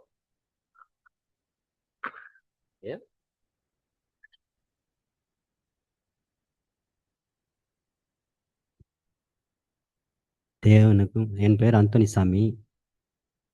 தேவனுக்கும் இங்கே இருக்கிற சகோதர சகோதரிகளுக்கும் ஆன்லைனில் இருக்கிற சகோதரி சகோதரிகளுக்கும் என்னுடைய அன்பார்ந்த வாழ்த்துக்களும் தோஸ்திரங்களும் கூறி என்னுடைய அனுபவத்தை நான் உங்களுடைய பகிர்ந்துக்கிறேன். நான் இத்தனை காலமாக நான் பாபிலோன் என்ற கேத்தலிக்கில் தான் இருந்தது. நான் அங்கே வந்து ஃபாதருங்க கூட தான் இருப்பேன். நான் பிஷப்புங்க வந்தாக்கா எல்லாரையும் வரவேற்கிறது, அதாவது பெரிய பெரிய ஃபங்க்ஷன் இருந்துச்சுன்னா அதில் தான் நான் முன்னாடி போய் நின்று எல்லாரையும் வழி நடத்துவேன். அப்படின்ற பெருத்தனமெல்லாம் நான் பண்ணின்னு இருப்பேன். ஒரு நாளைக்கு 3 மாதம் 4 மாதம் 5 மாதம் கூட பார்ப்பேன். எல்லாத்துலேயும் நான் நன்மை எடுப்பேன். ஆனால் இதெல்லாம் எனக்கு தெரியாத விஷயந்தான். இதெல்லாம் டெய்லி இந்த நன்மை எடுக்கிறதெல்லாம் நல்லதுன்னு நினச்சிட்டு நான் மாட்டுன்னு எடுத்துன்னு இருப்பேன். அதுக்கும் பிற்பாடு நான் என்ன பண்ணுவேன்னாக்கா, என்னுடைய புகழ்ச்சிக்காகத்தான் நான் செய்கிற மாதிரி இருக்கும். ஆனால் நான் வந்து கொஞ்சம் கடவுள் பக்தி. ஆனால் வந்து நான் இயேசு கிறிஸ்து வந்து கடவுளையும் நான் எல்லாரையும் ஒன்றுன்னு தான் நினச்சின்னு இருப்பேன். ஆனால் இந்த இடத்துல வந்து தான் எனக்கு எல்லாம் வேற வேறுன்னு தெளிவாக எனக்கு சத்தியம் தெரிஞ்சிச்சிங்க. அதுக்கும் பிற்பாடு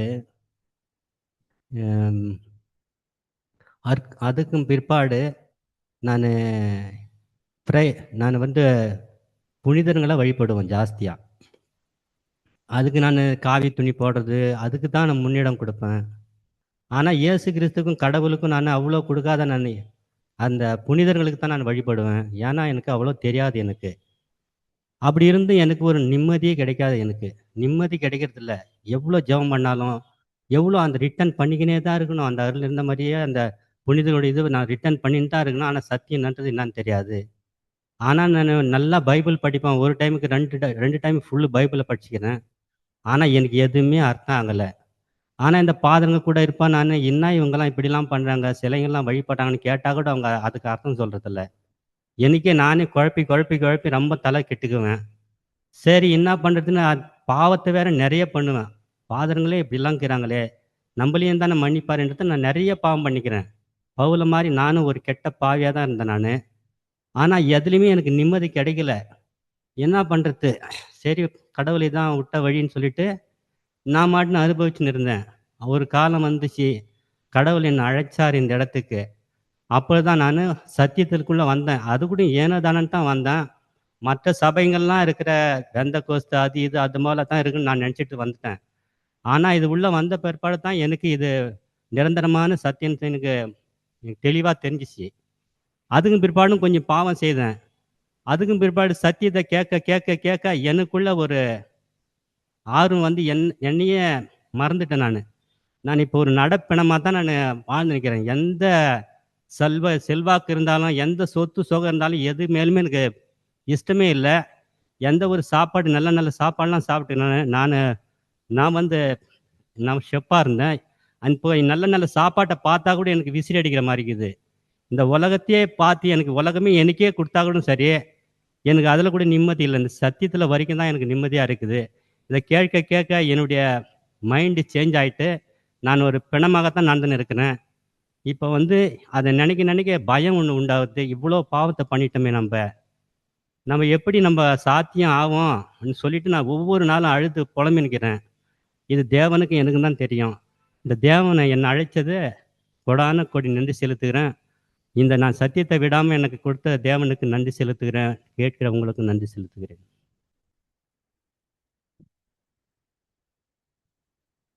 தேவன் வந்துட்டு இந்த சத்தியத்தை நமக்கு கொடுத்திருக்கிறாரு. நம்ம கையில நம்ம ஒண்ணும் இல்ல. ஆக்சுவலா நாம தான் இந்த புது சிருஷ்டி வளர்க்கிறோம் அப்படின்னு சொன்னா கூட நம்ம கையில எதுவும் இல்ல. இது முழுக்க முழுக்க தேவனுடைய கிருபை தான். ஏன்னா இந்த சத்தியத்துல பாருங்க, தேவன் வந்து யாரை அழைத்து இருக்கிறார். இது வந்து ஒரு பெரிய ஒரு சீக்ரெட் போயிட்டு இருக்குது. இது நம்ம நல்லா அண்டர்ஸ்டாண்ட் பண்ணணும். இதுல தேவன் வந்துட்டு இந்த புது சிருஷ்டி உருவாக்குவதற்கு தேவன் நிறைய ஸ்தலங்கள் இருக்குது. வானத்துல தேவன் பிரம்மாண்டமான விஷயங்களை வந்து உருவாக்கி இருக்கிறார். அதை பத்தி தேவன் நமக்கு சொல்ல கூட இல்லை. தேவன் என்ன சொல்லிட்டாருன்னா, இந்த beginning God created heaven and earth முடிச்சிட்டாரு, அவ்வளவுதான். வானத்தையும் பூமியும் சிருஷ்டித்தார், முடிஞ்சிச்சு. வானத்தை பத்தி என்ன சொல்றாரா? ஒண்ணுமே இல்லை. ஏன்னா அது நமக்கு புரியாது. வானம் அப்படிங்கிறது ஒரு பிரம்மாண்டம். அது என்னன்னே நமக்கு தெரியாது. அப்படி வந்து தேவனா இவைகளெல்லாம் செஞ்சுட்டு வானத்துல நீங்க பாத்தீங்கன்னா, வானத்துக்கு முன்னாடி நம்மலாம் ஒண்ணுமே இல்லை. நம்மளுடைய பூமி சூரியனுக்கு முன்னாடி ஒரு கடுகு போல இருக்குது. பெரிய ஒரு ஃபயர் பால் அது. ஆனா அந்த சூரியனு மற்ற சூரியன்கள் முன்னாடி அது கடுகுமா இருக்குது. நம்மளுடைய சூரியன் பெரிய பெரிய சூரியன்கள் இருக்கு. ஆனா அவைகள்லாம் நீங்க பாத்தீங்கன்னா ரொம்ப பிரம்மாண்டமா இந்த ஒரு யூனிவர்ஸ்ல நீங்க பாத்தீங்கன்னா எல்லாம் டாட்டா தான் இருக்குது. இந்த டாட்டுக்குள்ள அவ்வளோ சூரியன்கள் இருக்குது, எல்லாம் இருக்குது. அதுக்குள்ள ஒரு சின்ன பூமி, இந்த பிளானட் ப்ளூ பிளானட் சொல்றாங்க. ஸோ இதுல நீங்க பாத்தீங்கன்னா அதுவே ஒன்றும் தெரியாது. அதுல 3/4 பாகம் தண்ணி, 1/4 பாகம் தான் லேண்டு. அந்த லேண்ட்ல நம்ம இப்ப எக்லிஷியால் நம்ம 4 பேர்த்தெல்லாம் பாயிண்ட் அவுட் பண்ணவே நம்ம முடியாது. அப்படி இருக்கக்கூடிய மனுஷர்களை தேவன் செலக்ட் பண்ணிட்டார் இந்த புது சிருஷ்டி உருவாக்குறது. தேவனுடைய பிளான் பாருங்க, அவருடைய மகிமை பாருங்க. அதுல கூட தேவன் சொல்லும் போது நிறைய ஜனங்கள் இருக்கிறாங்க, ஞானிகள் இருக்கிறாங்க இல்லையா, பலவான்கள் இருக்கிறாங்க, ஏன்னா உத்தமர்கள் இருக்கிறாங்க. அதான் இந்த மாதிரி ஜனங்கள் மத்தியில தேவன் வந்து ஒன்றத்துக்கும் உதவாதவர்களை தேவன் என்ன பண்றாருன்னா செலக்ட் பண்ணி, ஏன்னா அவருடைய வார்த்தைக்கு எவ்வளவு வல்லமை இருக்குது அப்படிங்கிறத புரிஞ்சுக்கிறதுக்காக தான் இந்த மாதிரி ஜனங்களை தேவன் வந்து செலக்ட் பண்றார். சில நேரம் நம்மலாம் வந்து நிறைய பேர் நீங்க பாத்தீங்கன்னா உலகத்துல வந்து எவ்வளவு லாங்குவேஜ் 10-14 லாங்குவேஜ் எல்லாம் சரளமா பேசக்கூடியவர்களா இருக்கிறாங்க இல்லையா. அவங்களுக்கு முன்னாடி எல்லாம் நம்ம ஒண்ணுமே கிடையாது. ஞானிகள் இருக்காங்க, பெரிய பெரிய ஒருத்தர் வந்துட்டு உலகத்திலேயே பெரிய புத்தகம் எழுதுன ஒருத்தர் இருக்காரு, நம்ம வீட்டு பக்கத்துல இருக்காரு. பெரிய புக் எழுதியிருக்காரு. அவர் அந்த மாதிரி எல்லாம் இருக்கிறாங்க, பெரிய டெடிகேட் பண்றாங்க. ஆனா அந்த மாதிரி இருக்கிறவங்களுக்கெல்லாம் கொடுக்காம இன்னைக்கு தேவன் நமக்கே கொடுத்துருக்காருன்னா, நம்ம மாத்திரம்தான் தேவனுடைய அந்த அழைப்பை சுதந்திரிச்சதுக்கு அப்புறமா அவருடைய மகிமை தான் என்னை மாத்துறது அப்படின்னு உறுதியா சொல்ல முடியும். அதே நீங்க வந்துட்டு ஒரு பக்திவானையோ ரொம்ப ஏன்னா இன்னைக்கு பரிசெயர் சதுசெயர் அவங்க சின்னதுல இருந்தே பைபிள் தானே படிச்சுட்டு வராங்க. அந்த மாதிரி ஆட்களோ இல்ல ஞானிகளையோ ராஜாக்களையோ வல்லவர்கள் பலவான்கள் எல்லாம் நீங்க எடுத்துட்டீங்கன்னா, அவங்க நான் இந்த நிலைமைக்கு வர்றதுக்கு நான் நிறைய எஃபர்ட் போட்டிருக்கிறேன், என்னுடைய வாழ்க்கையை நான் இதுக்காக அர்ப்பணிச்சிருக்கிறேன், அதனால எனக்கு இது கிடைச்சிச்சு அப்படி சொல்லுவாங்களா இல்லையா? பரிசெயர் எடுத்துக்கிட்டீங்கன்னா, நான் குழந்தையில இருந்தே இது பைபிள்ல நான் இருக்கு எல்லாத்தையும் விட்டுட்டு தேவனுடைய ஊழிய மாத்திரம் செஞ்சிருக்கு, என்னுடைய இவ்வளவு நான் எஃபர்ட் போட்டிருக்கனால அப்படி சொல்லுவோம். ஆனா நம்மள கேட்டா இப்ப இவர் சொன்ன மாதிரி தான், நான் இதுக்கு தகுதியே இல்லாத, நம்ம கையில எதுவும் இல்லை, நம்மனால நம்ம பண்ண முடியாது. இது தேவனுடைய கிருபை தான் நம்மளை வழி நடத்துது. சார் ஒரு நாளும் என்ன பண்றான்னு கேட்டீங்கன்னா, கண்டிப்பா நம்மளை பார்த்து பார்த்து வழி நடத்திட்டு இருக்காரு. நீங்க நினைக்கவே வேண்டாம், இந்த தேவன் நம்ம கூட எப்படி இருக்காருன்னாக்கா, எவ்ரி செகண்ட் நீங்க சொன்ன மாதிரி எனக்கு இது தடையா இருக்குது, இது பிரச்சனை பண்ணுது அப்படின்னு நீங்க சொல்ல வேண்டாமா, நீங்க நினைச்சாலே போதுமா, அது உடனே தேவன் சரி பண்றதுக்கு ரெடியா இருக்கிறாரு. நம்ம அது ஒரு வாக்குத்தத்தம் பாருங்க, உங்களுக்கு ரொம்ப அருமையானது. படிங்க சிஸ்டர், இது படிங்க. என் சமூகம் உனக்கு முன்பாக செல்லும்.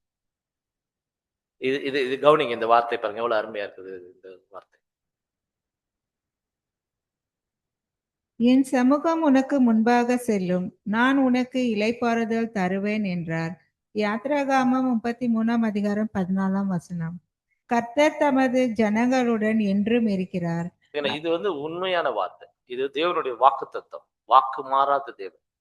அவர் தமது ஜனங்களுடன் என்றும் இருக்கிறார் அப்படின்ட்டு அது அவ்வளவுதான். அதுக்கு எங்கேயுமே இதே இல்லை, ஃபுல் ஸ்டாப் கமா தான் இல்லை, எப்போதுமே அப்படி சொன்னா டோட்டலா நம்ம கூட இருக்கிறார்.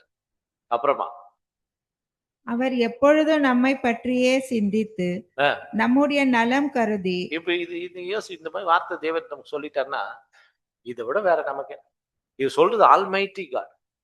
பிதாவன் நானு எப்போதும் உங்களை பத்தி தான் நினைச்சிட்டு இருக்கேன் அப்படின்னு சொன்னார்னா, இது விட உங்களுக்கு வேற ஏதாச்சும் வேணும் அப்படி சொல்றேன். கான்சிகரேட் இருக்கு இந்த வார்த்தை. நான் உங்களை பத்தி, எனக்கு வேற எதுவும் பிளான் இல்லை, இதுதான் பிளான். சுவிசேஷ யுகத்துல இந்த பூமியில இப்ப பிரசன்ட் உங்களை பத்தி மாத்தம்தான் நான் நினைச்சுட்டே இருக்கிறேன். உங்களுக்கு நல்லது எது, உங்களுடைய நலன், உங்களுக்கு நல்லவைகளா எதெல்லாம் இருக்கும் அப்படின்னு சொல்லி உங்களுடைய நலன் கருதி நம்முடைய நலம் கருதி நம்மை கவனித்து ஆபத்து காலத்தில் நம்மை பாதுகாத்து நமக்கான ஆவிக்குரிய மற்றும் பூமிக்குரிய காரியங்களை சந்தித்து. இது உண்மையான வார்த்தை. உங்களுக்கு ஆவிக்குரியது மாத்திரம் தேவன் சந்திக்கிறது இல்ல, பூமிக்குரியது, உங்களுக்கு சாப்பாட்டு இதுக்கு என்ன வேணும் தேவைகள் அது கூட யாசா சந்திக்கிறது தேவன் தான். இது உறுதி, தேவன் சாப்பாடுன்ட்டு இல்ல, எல்லா விஷயமும் பூமிக்குரியவைகள் ஆவிக்குரியவைகள் ரெண்டும் ப்ரொவைட் பண்றது அவர் தான். அப்புறமா நம்முடைய இருதயத்தை ஆராய்ந்து அறிந்து அவர் மீது நமக்கு ஏற்படும் ஒவ்வொரு அன்பின் உணர்வுகளையும் அடையாளம் கண்டு கொண்டு. நம்ம அவர் மேல ஒரு ஆசை நமக்கு வருது இல்லையா, அது அன்பின் உணர்வுகள். நீங்க வாயில சொல்லல, நினைச்சீங்க தேவனே எனக்கு உங்க மேல எனக்கு ரொம்ப ஆசை, உங்களுக்கு ஊழியம் செய்யணும் அப்படி நினைச்சீங்க. உங்களுடைய உணர்வுகளை அவர் கவனித்து நம்மை ஒழுங்குபடுத்துவதற்காகவும் புடமிட்டு சுத்திகரிப்பதற்காகவும். நம்ம கேட்கறது தானே, நான் ஒழுங்காகணும், என்னை நிறைய அழுக்கெல்லாம் கிளீன் பண்ணணும் அப்படி நினைக்கிறீங்க இல்லையா? அதனால உங்களை புடமிட்டு சுத்திகரிக்கிறதுக்காக, உங்களை ஒழுங்குபடுத்துவதற்காக நம்மை சுற்றியுள்ள விஷயங்களை வணைகிறார். விட நமக்கு வேற என்ன வேணும்?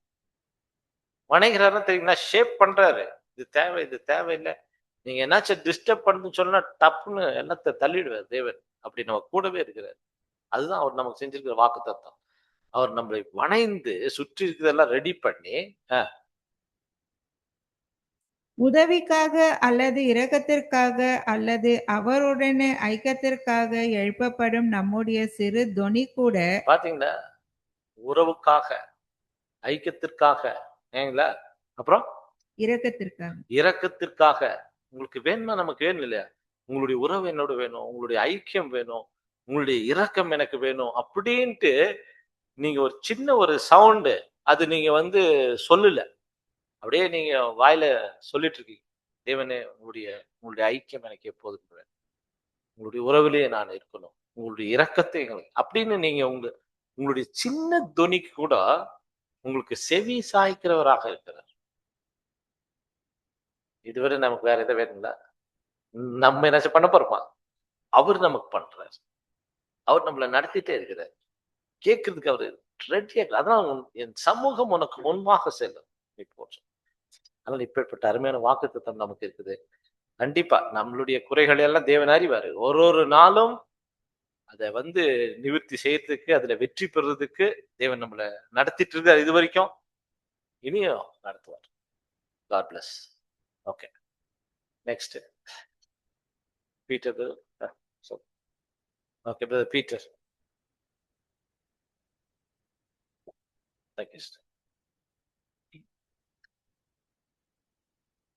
ஜாதக தேவனுக்கு கர்த்தராகிய இயேசு கிறிஸ்து முன்னதாக புராணக்கு நன்றி சொல்லியிருக்கிறேன். இங்கே இருக்கும் வந்த ஒரு சகோதர சகோதரிக்கும் நன்றிகள் இருக்கிறேன். இன்னொரு வாய்ப்பு கொடுத்த தேவனுக்கும் நன்றிகள் இருக்கிறேன். பார்க்குறது இந்த கூடைக்கு நான் கலந்து கொள்ள நான் தகுதியற்றவன். என்னன்னாக்கா பேசப்பதில் கூட சேர்க்க மாட்டாங்க, தொத்திடுவாங்க. போய் உட்காந்து ஜெப கூட்டத்தில் போய் உட்காந்து தொத்திடுவாங்க. அந்த அளவுக்கு நான் ஒரு மோசமான வாழ்க்கை வாழ்ந்துருக்கிறேன். இது சத்திய கேட்டு சத்தியத்தில் ஒரு சகோதரர் சொல்லி என்னை கூப்பிட்டு வந்தார்.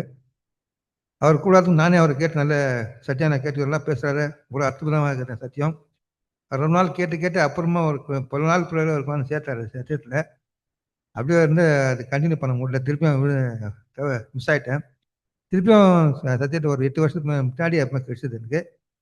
சத்தியத்தில் தொடர்ந்து ஓடி வளர்ந்து வந்து கொண்டுன்றேன். இருந்தாலும் இது சத்தியத்தில் நடுக்கிறது நான் ஒண்டி தான் என் வீட்டிலே நான் ஒண்டி தான் இந்த சத்தியத்தை கான்சன்ட்ரேஷன் ஆகிக்கிறேன். என் கூட மனைவி யாரும் இல்லை. நம்ம ஒன்று எனக்கா பெரிய போராட்டம் இது. மாம்சத்துக்கும் ஆவிக்கும் போராட்டம். அந்த மாதிரி போராட்டம் தேடி அனுபவிக்கிறேன் நான். ஏன்னா யாரும் சத்தியத்துக்கு வரல. நான் ஒண்டியாக தான் எங்கள் வீட்டில் போராடி ஒரு புது சிருஷ்டிக்கு 2 பழைய சிருஷ்டிக்கும் போராட்டம் கூட சேர்ந்து போராட்டம் நான் வருது.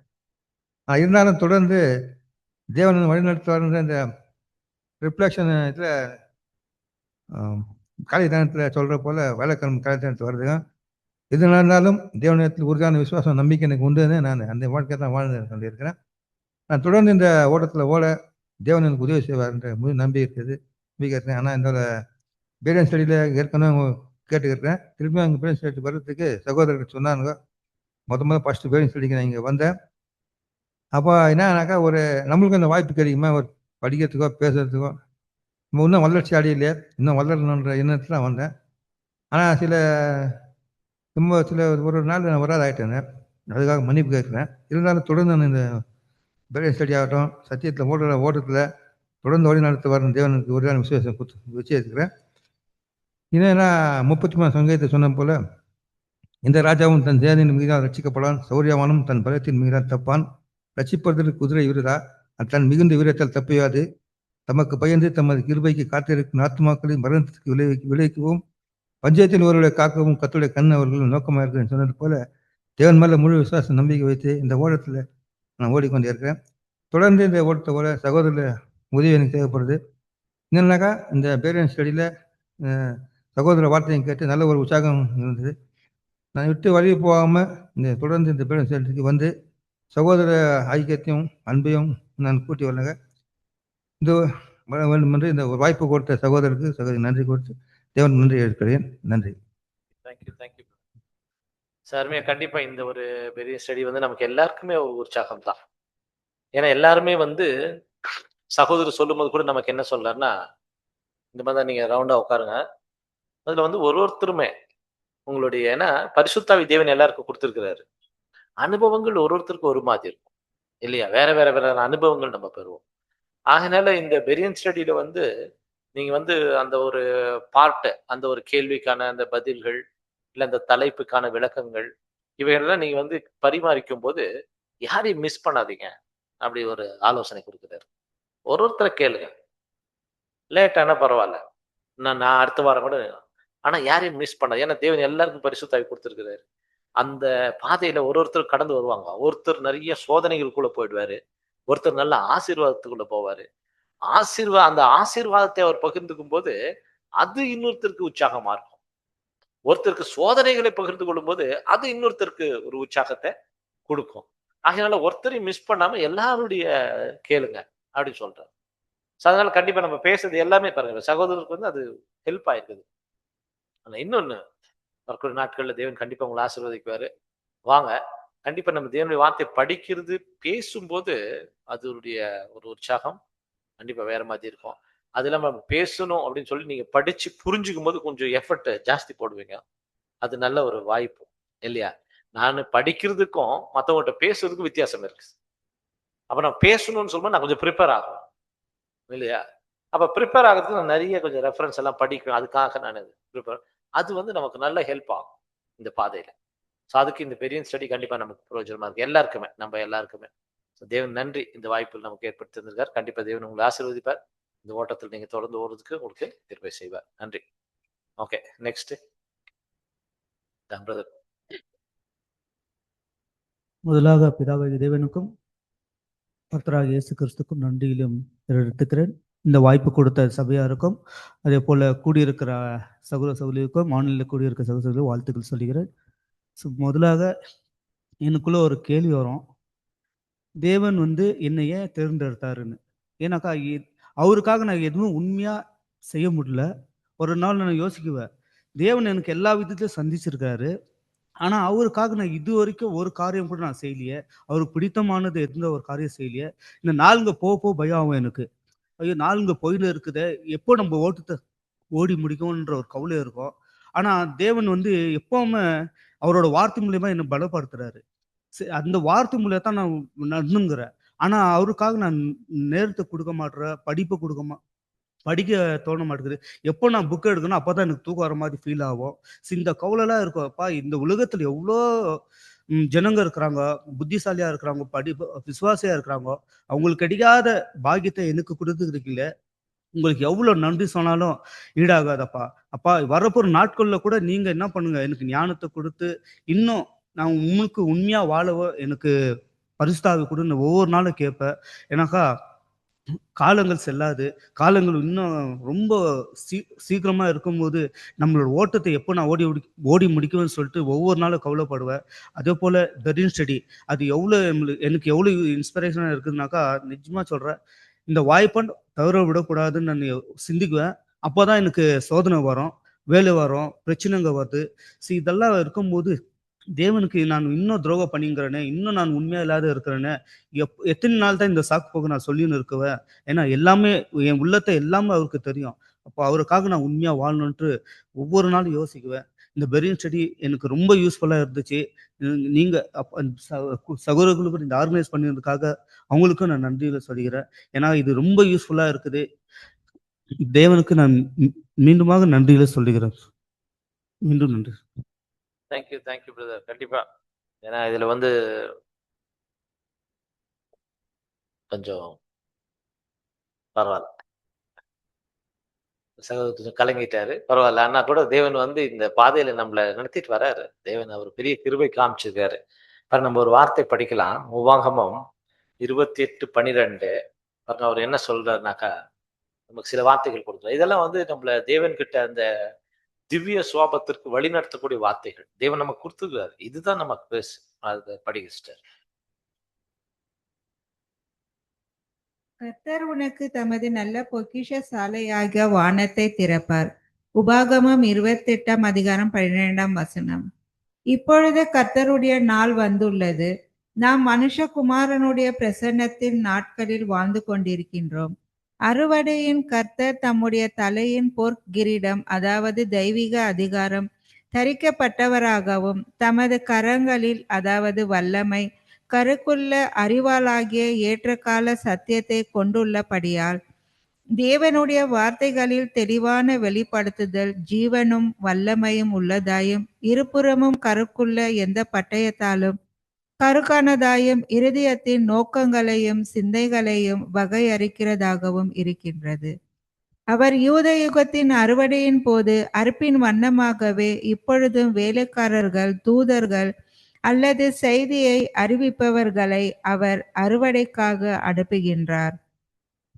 அதாவது அவருடைய அர்ப்பணிக்கப்பட்ட உண்மையான சீஷர்களை இப்பொழுது முழுவதுமாக வெளிப்படுத்தப்பட்டுள்ள தெய்வீக திட்டத்தையும் அதற்காக நியமிக்கப்பட்ட நேரங்களையும் காலங்களையும் உள்ளடக்கின அறுவடை செய்தியுடன் அவர் அனுப்புகிறார். இப்ப நம்ம இந்த வார்த்தைகள் நம்ம பார்க்கும்போது தேவன் இப்ப இந்த நாட்கள்ல நமக்கு எவ்வளவு கிருபை செஞ்சிருக்காருன்னா, நம்ம அந்த நல்ல பொக்கிஷ சாலையிலிருந்து உங்களுக்கு வந்து அந்த பொக்கிஷத்துல இருந்து அந்த வானத்தை வந்து உங்களுக்கு திருக்கிறார். நல்ல பொக்கிஷத்தை இது வந்து தேவன் கொடுக்கிறார். பொக்கிஷ சாலை. இந்த பொக்கிஷ சாலைன்னு சொல்லும்போது தேவனோட வேத வாக்கியங்கள் எல்லாம் வந்து ஒரு பொக்கிஷம் போல அதை நமக்கு திறந்து இருக்கிறார். அது பெரிய வாய்ப்பு இந்த நாட்கள்ல. கண்டிப்பா அதுக்கு தேவன் என்ன பண்றாருன்னா, நிறைய பேர் இப்ப நீங்க சொன்ன மாதிரி தேவன் வந்து ஏற்பாடு செஞ்சிருக்காரு. நிறைய அறுவடையாளர்கள் இல்லையா, போதிக்கிறவர்கள், டீச்சர்ஸ், பரிசுத்தாவி, ஃப்ரெண்ட்ஸ், சகோதரர்கள் இல்லையா, இந்த மாதிரி கூட்டங்களை தேவன் நமக்கு ஏற்படுத்தி கொடுக்குறாரு. ஸோ எதுக்குன்னா அதன் மூலமாக இந்த பொக்கிஷத்தை நம்ம பெற்றுக்கொள்வதற்கு. ஸோ தேவன் அந்த கண்டிப்பா இந்த மாதிரி ஒரு ஏற்பாடு தேவன் வச்சிருக்கிறார். ஸோ அதுல கண்டிப்பா உங்களுக்குரியதை தேவன் கண்டிப்பா கொடுக்குவாரு. ஒரு நாள் நீங்க கண்டிப்பா நீங்க உங்களுடைய ப்ரேயர் கண்டிப்பா தேவன் கேட்பாரு. நாங்களும் உங்களுக்காக ஜெபம் பண்றோம். உங்களுக்கு சோதனையா இருக்கக்கூடியது, தடைகளா இருக்கக்கூடியது தேவன் வந்து அதை நிவர்த்தி செஞ்சு இந்த சத்தியத்திற்குள்ள இன்னும் வளர்றதுக்கு தேவன் உங்களை வழி நடத்துவார். தேங்க்யூ. வேற ஓகே, நம்மளுக்கு வந்து 9 o'clock ஆயிடுச்சு. நம்ம வந்து இங்கே முடிக்கலாம். ஸோ இனி மீதி இருக்கிறவங்களுக்கு வந்துட்டு அடுத்த வாரத்துல நம்ம வந்து கண்டினியூ பண்ணலாம் இது. ஓகேங்களா? தேவன் வந்து இது வரைக்கும் பிரதர் கேக்குதா பிரதர்? ஒரு நிமிஷம். சிஸ்டர் பேசுங்க sister. Brother, you didn't even a promise to me, brother. கண்டிப்பா சிஸ்டர், உங்களுக்காக நான் ஒரு ப்ராமிஸ் கொடுக்குறேன். ஆதியாகமத்துல தேவன் வந்து நமக்கு ஒரு அருமையான ஒரு வாக்குத்தத்தத்தை கொடுத்திருக்கிறாரு. இந்த வாக்குத்தத்தம் பாருங்க, திவ்ய சுவாபத்திற்கு நாம பங்கடைவதற்காக தேவன் நமக்கு கொடுத்திருக்கக்கூடிய வாக்குத்தத்தங்கள். அது நான் கண்டிப்பா உங்களுக்கு கொடுக்குறேன் சிஸ்டர். சகோதரி படிப்பாங்க உங்களுக்காக. ஆதியாகமம் 15:1.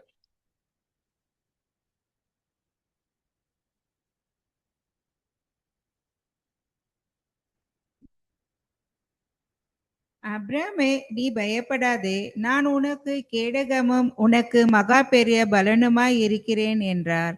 ஆதியாகமம் 12:1. தேவன் அப்ராமுக்கு பூமியின் ராஜாக்கள் மற்றும் அவர்களுடைய படைகளின் கோபங்களில் இருந்தும் அதிகாரத்தில் இருந்தும் காப்பாற்றி பாதுகாக்கும் கேடகமாக இருந்தார். மேலும் தேவன் சகலத்தையும் அவருடைய நன்மைக்கு ஏதுவாக நடத்துவதற்கு வல்லமையும் சித்தமும் கொண்டிருந்தார். இக்கருத்தில் எத்துணை ஆறுதல் காணப்படுகின்றது. இது தேவன் நம்முடைய கேடகமாகவும் இருக்கின்றார் என்பதையும், ஒவ்வொரு தீமையான காரியங்கள் மற்றும் வல்லமைகளில் இருந்தும் நம்மை அவர் பாதுகாப்பவராகவும் இருக்கின்றார் என்பதையும் நமக்கு எவ்வளவாய் நினைப்படுத்துகிறார். தொடர்ந்து நம்ம போலாம். இது ஆபிரகாமுக்கு தேவன் செய்த வாக்குத்தத்தம். சரி, பொதுவாகவே இந்த வாக்குத்தத்தங்களை நம்ம படிக்கும்போது பழைய ஏற்பாட்டு காலத்துல எல்லாம் தேவன் நிறைய ஜனங்களுக்கு வாக்குத்தத்தங்களை பண்ணிக்கார். வைங்க அதை. அப்ப இந்த வாக்குத்தத்தம் நமக்கு என்ன பாடத்தை கொடுக்கக்கூடியது, அதுதான் முக்கியமானது. ஏன்னா சில நேரங்கள்ல வாக்குத்தத்தத்தை படிக்கும்போது இது அவங்களுக்கு தானே தேவன் கொடுத்தாரு. இது ஆபிரகாமே, நான் உனக்கு கேடகமாக இருக்கிறேன் அப்படி சொல்றாரு. இது நமக்கு என்ன பாடமா இருக்குது அப்படின்னு சொல்லும்போது, சகோதரர் இந்த வாக்குத்தத்தங்கள்ல வந்து விளக்கங்கள் கொடுத்து, அதனாலதான் நீங்க வந்து ரீபிரிண்ட் ஆர்டிக்கல் இங்க போட்டிருக்காங்க. இது நமக்கு என்ன பாடத்தை, அதுதான் இந்த வாக்குத்தத்தம் என்பது நமக்கு என்ன அது பாடத்தை கொடுக்குது. இந்த வாக்குத்தத்தங்களை எப்போது படிக்கும்போது 3 விஷயங்கள் நம்ம மைண்ட்ல வைக்கணும். இது நீங்க எப்போதுமே நீங்க மைண்ட்ல வச்சுக்கணும். அதாவது இந்த வாக்குத்தத்தங்கள் நிபந்தனைகள் உள்ளவைகளா, நிபந்தனைகள் அற்றவைகளா, அது ரொம்ப முக்கியம். இதை வந்து அண்டர்ஸ்டாண்ட் பண்ணி படிக்கணும். இதுல என்ன கண்டிஷன்ஸ் இருக்கா, இல்ல கண்டிஷன்ஸ் இருக்கா, இல்ல அன்கண்டிஷனலா இருக்குதா, இது நம்ம அண்டர்ஸ்டாண்ட் பண்ணணும். சில வாக்குத்தத்தங்களுக்கெல்லாம் கண்டிஷன்ஸ் இருக்காது. தேவன் சொல்லிட்டாரு, வறண்ட நிலம் நீரூற்றுகளாக மாறும், தண்ணீர் தடாகமாக மாறும் இல்லைங்களா, புஷ்பத்தை போல் செழிக்கும் அப்படி சொல்றாரு. அதெல்லாம் வந்துட்டு எந்த கண்டிஷன் இல்லை இல்லைங்களா, தேவனே அதை செஞ்சிடுவாரு. ஆனா சில வாக்குத்தத்தங்கள் பார்க்கும்போது சில கண்டிஷன்ஸ் இருக்கும். நீங்க இப்படி இருந்தீங்கன்னா நான் அப்படி செய்வேன், அப்படி தேவன் கொடுத்துருவாரு. அதனால இதுல கண்டிஷன் இருக்குதா நம்ம பார்க்கணும், நம்பர் 1. அப்ப அந்த கண்டிஷன் என்ன அப்படிங்கிறத நம்ம தெரிஞ்சுக்கணும். 2வது. 3வது, அந்த கண்டிஷன்ஸ் எல்லாம், அந்த ஒரு நிபந்தனைகளை என்னுடைய வாழ்க்கையில நான் கடைபிடித்திருக்கிறேனா, அதை நிறைவேற்றி இருக்கிறேனா? அப்படி நிறைவேற்றிருந்தா அந்த வாக்குத்தத்தம் எனக்கு வந்து சேர்ந்ததா அப்படிங்கிறது நீங்க யோசிக்கலாம். வரலன்னா நீங்க தேவன்கிட்ட கிளைம் பண்ணணும். அதுதான் வாக்குத்தத்தம். நீங்க இப்படி ஒரு வாக்குத்தத்தம் கொடுத்தீங்க, அதுல இன்னும் நிபந்தனைகள் இருந்துச்சு, நான் அதை நிறைவேற்றிட்டேன், ஆனா அந்த வாக்குத்தத்தம் எனக்கு வந்து சேரல, ஏன் தேவனே அப்படின்னு நீங்க கேட்கலாம். அது உரிமை வெறும் அவரிடத்துல உடன்படிக்கை செய்து கொண்டு மாத்திர தேவன் வச்சிருக்காரு. பாருங்க, இந்த ஆபிரகாமுக்கு கொடுத்த வாக்குத்தத்தம் நமக்கு என்ன பாடம் அப்படின்னு சொல்லும்போது, சகோதரி இன்னைக்கு பிரதி சிஸ்டர் சொன்ன மாதிரி, ஏன்னா அந்த அந்த புரிஞ்சுக்கினாங்க. ஏன்னா அவருடைய அந்த பலிபீடத்தின் மேல வைக்கிற அந்த பலி வந்து அவருடைய ஆகாரம் என்று சொல்லும்போது, அது எப்பேற்பட்டதாக இருக்கணும், நான் எவ்வளவு பார்த்து பார்த்து அவருக்கு விருப்பமானதை நான் செய்யணும் அப்படின்னு நம்ம புரிஞ்சுக்கிட்டோம் இல்லையா. அது மாதிரி இன்னைக்கு தேவன் நமக்கு இந்த பாதுகாப்பை கொடுக்கணும்னா நம்ம சைட்ல இருந்து நம்ம பண்ண வேண்டியது என்ன இருக்கு, அதை வந்து நெக்ஸ்ட் பேராகிராஃப்ல கொடுக்குறாரு, படிங்க. இங்கு ஆபிரகாமுக்கு கொடுக்கப்பட்டுள்ள ஆறுதலானது அப்ராமை போல விசுவாசமுள்ள யாவருக்கும் கொடுக்கப்பட்டுள்ளது. மேலும் இதற்கு இணையான கருத்து புதிய ஏற்பாட்டில் உள்ள நமது கர்த்தரின் விலையேற பெற்ற வார்த்தைகளில் காணப்படுகின்றது. அதாவது, என்னிடத்தில் அன்பாய் இருக்கிறவன் என் பிதாவுக்கு அன்பாய் இருப்பான், நானும் அவனில் அன்பாயிருந்து அவனுக்கு என்னை வெளிப்படுத்துவேன், நாங்கள் அவனிடத்தில் வந்து அவனோட வாசம் பண்ணுவோம். யோவான் 14:21-23.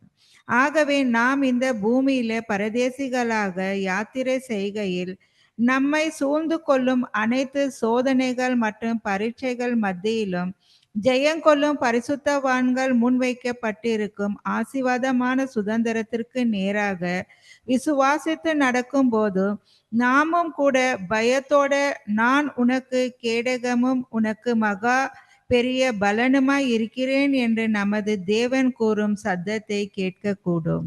நமக்கு கூட இந்த ஒரு சத்தத்தை கேட்கும் எப்போ அப்படின்னு சொல்லும்போது, பாருங்க, இங்க ஒரு அருமையான இதுக்கு இணையான வார்த்தைகள் என்ன சொல்லுவோம். நம்முடைய ஆண்டவர் நமக்கு இங்க என்ன சொல்றேன்னா, பாருங்க, ரொம்ப அற்புதமாக இந்த வார்த்தைகள் இருக்குது. அதாவது, என்னிடத்தில் நீ அன்பா இருக்கிறவன் இல்ல, யாரு நம்ம இயேசுக்கு, அதாவது தேவன் கிட்ட நம்முடைய அன்பை நம்ம என்ன காமிக்கிறோம்னா, அவருக்கு விருப்பமானவைகளை நான் செய்ய, உம்முடைய சித்தத்தை செய்ய ஏதோ வருகிறேன், உமக்கு விருப்பமானவைகளை இதை செய்ய வருகிறேன், அந்த மாதிரியான ஒரு உள்ளம். அப்படி இருக்கும்போது என்ன சொல்றான்னா, நான் என்னிடத்தில் அன்பா இருக்கிறவன் என் பிதாவுக்கு அன்பா இருப்பான். சோ நான் அவனில் அன்பா இருந்து அவனுக்கு என்னை வெளிப்படுத்துவேன், நாங்கள் அவனிடத்தில் வந்து அவனோட வாசமா இருப்போம். ஏன்னா ஒரு புது சிருஷ்டி இந்த பூமியில இருக்கும்போது நமக்கு என்ன பேர் கொடுக்குறாருன்னா, ராயல் ரெசிடென்சியா.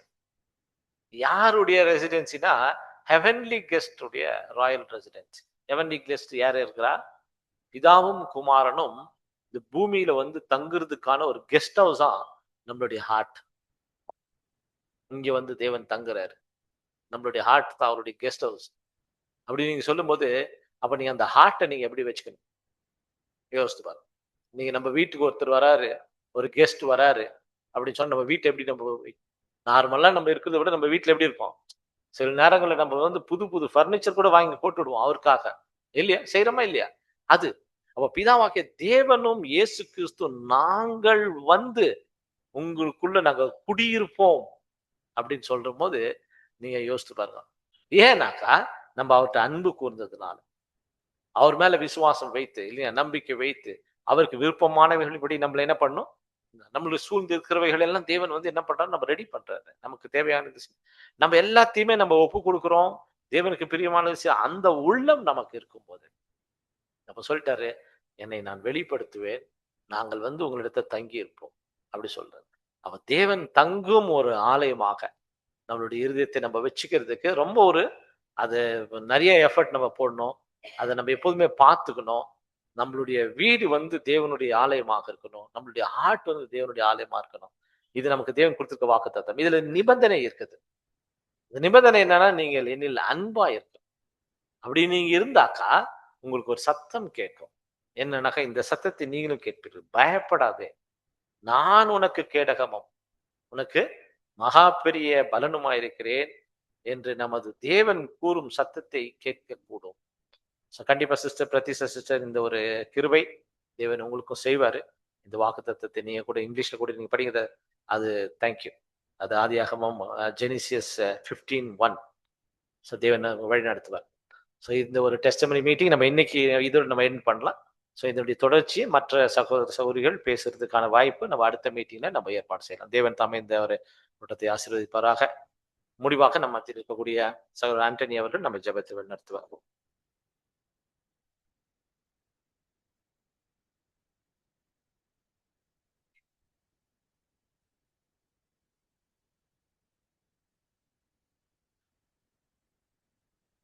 ஜெபம் செய்வோம். எங்களை அதிகமாக நேசிக்கிற எங்கள் அன்பின் பரலோக பிதாவே, துதிகன மகிமை எல்லாமே எங்கள் ஆண்டவர் இயேசு கிறிஸ்துவின் மூலமாக நமக்கு ஏறெடுக்கும் தகப்பனே. அப்பா, வாதை எங்கள் கூடாரத்தை அணுகாமலும் பொல்லாப்பு எங்களுக்கு நேரிடாமலும் எங்களை விட்டு நீங்கள் விலகாமலும் ஒவ்வொரு நாளும் உங்களுடைய கண்ணின் மணி போல எங்களை காத்து ரட்சித்து ஆசீர்வதித்து கொண்டு வருகிறீரே. உமக்கு கொடான கோடி நன்றி செலுத்துகிறோம் தகப்பனே. அப்பா, உங்களுடைய அன்பு திருமகன் எங்கள் ஆண்டவர் இயேசு கிறிஸ்துவை அப்பா, விழுந்து போய் அழிந்து போகக்கூடிய எங்களை மீண்டுமாக உம்மிடம் ஒப்புரவாக்குவதற்காக உம்முடைய அன்பு திருமகனாகி எங்கள் ஆண்டவர் இயேசு கிறிஸ்து எங்களுக்காக பலி செலுத்தினீர். அதற்காக கொடான கோடி நன்றி. அப்பா, அந்த பலி செலுத்தின நோக்கத்தை நாங்கள் முன்வைத்து எங்கள் ஓட்டத்தை நல்ல முறையில் ஓடி உம்மிடம் வந்து சேரக்கூடிய பாக்கியத்தை எங்களுக்கு அளித்தரும் தந்தையே. அப்பா, எங்களுடைய சத்தியத்தை ஒவ்வொரு நாளும் ஒவ்வொரு சத்தியத்தையும் நாங்கள் உள்வாங்கி எங்கள் ஓட்டத்தை நல்ல முறையில் ஓடக்கூடிய சக்தியும் பலத்தையும் எங்களுக்கு தாரும் தந்தையே. அப்பா, இங்கே கூடியிருக்கிற சகோதர சகோதரிகளையும் கருத்தில் ஒப்பு கொடுக்குறோம். அப்பா, ஆன்லைனில் இருக்கிற எங்கள் சகோதர சகோதரியும் கருத்தில் ஒப்பு கொடுக்குறோம். அப்பா, இந்த சத்தியத்தை விட்டு விடாமல் நாங்கள் ஏற்றுக்கொண்டு இதன்படி நடந்து உம்மிடம் வந்து சேரக்கூடிய பாக்கியத்தை எங்களுக்கு அளித்தர வேண்டும் என்று எங்கள் ஆண்டவரும் எங்கள் இரட்சகரும் எங்கள் மீட்பருமா இருக்கிற இயேசு கிறிஸ்துவின் நாமத்தில் நன்றியோடு துதித்து வணங்கி ஆராதித்து கேட்கிறோம் எங்கள் ஜீவனுள்ள நல்ல பிதாவே. ஆமேன்.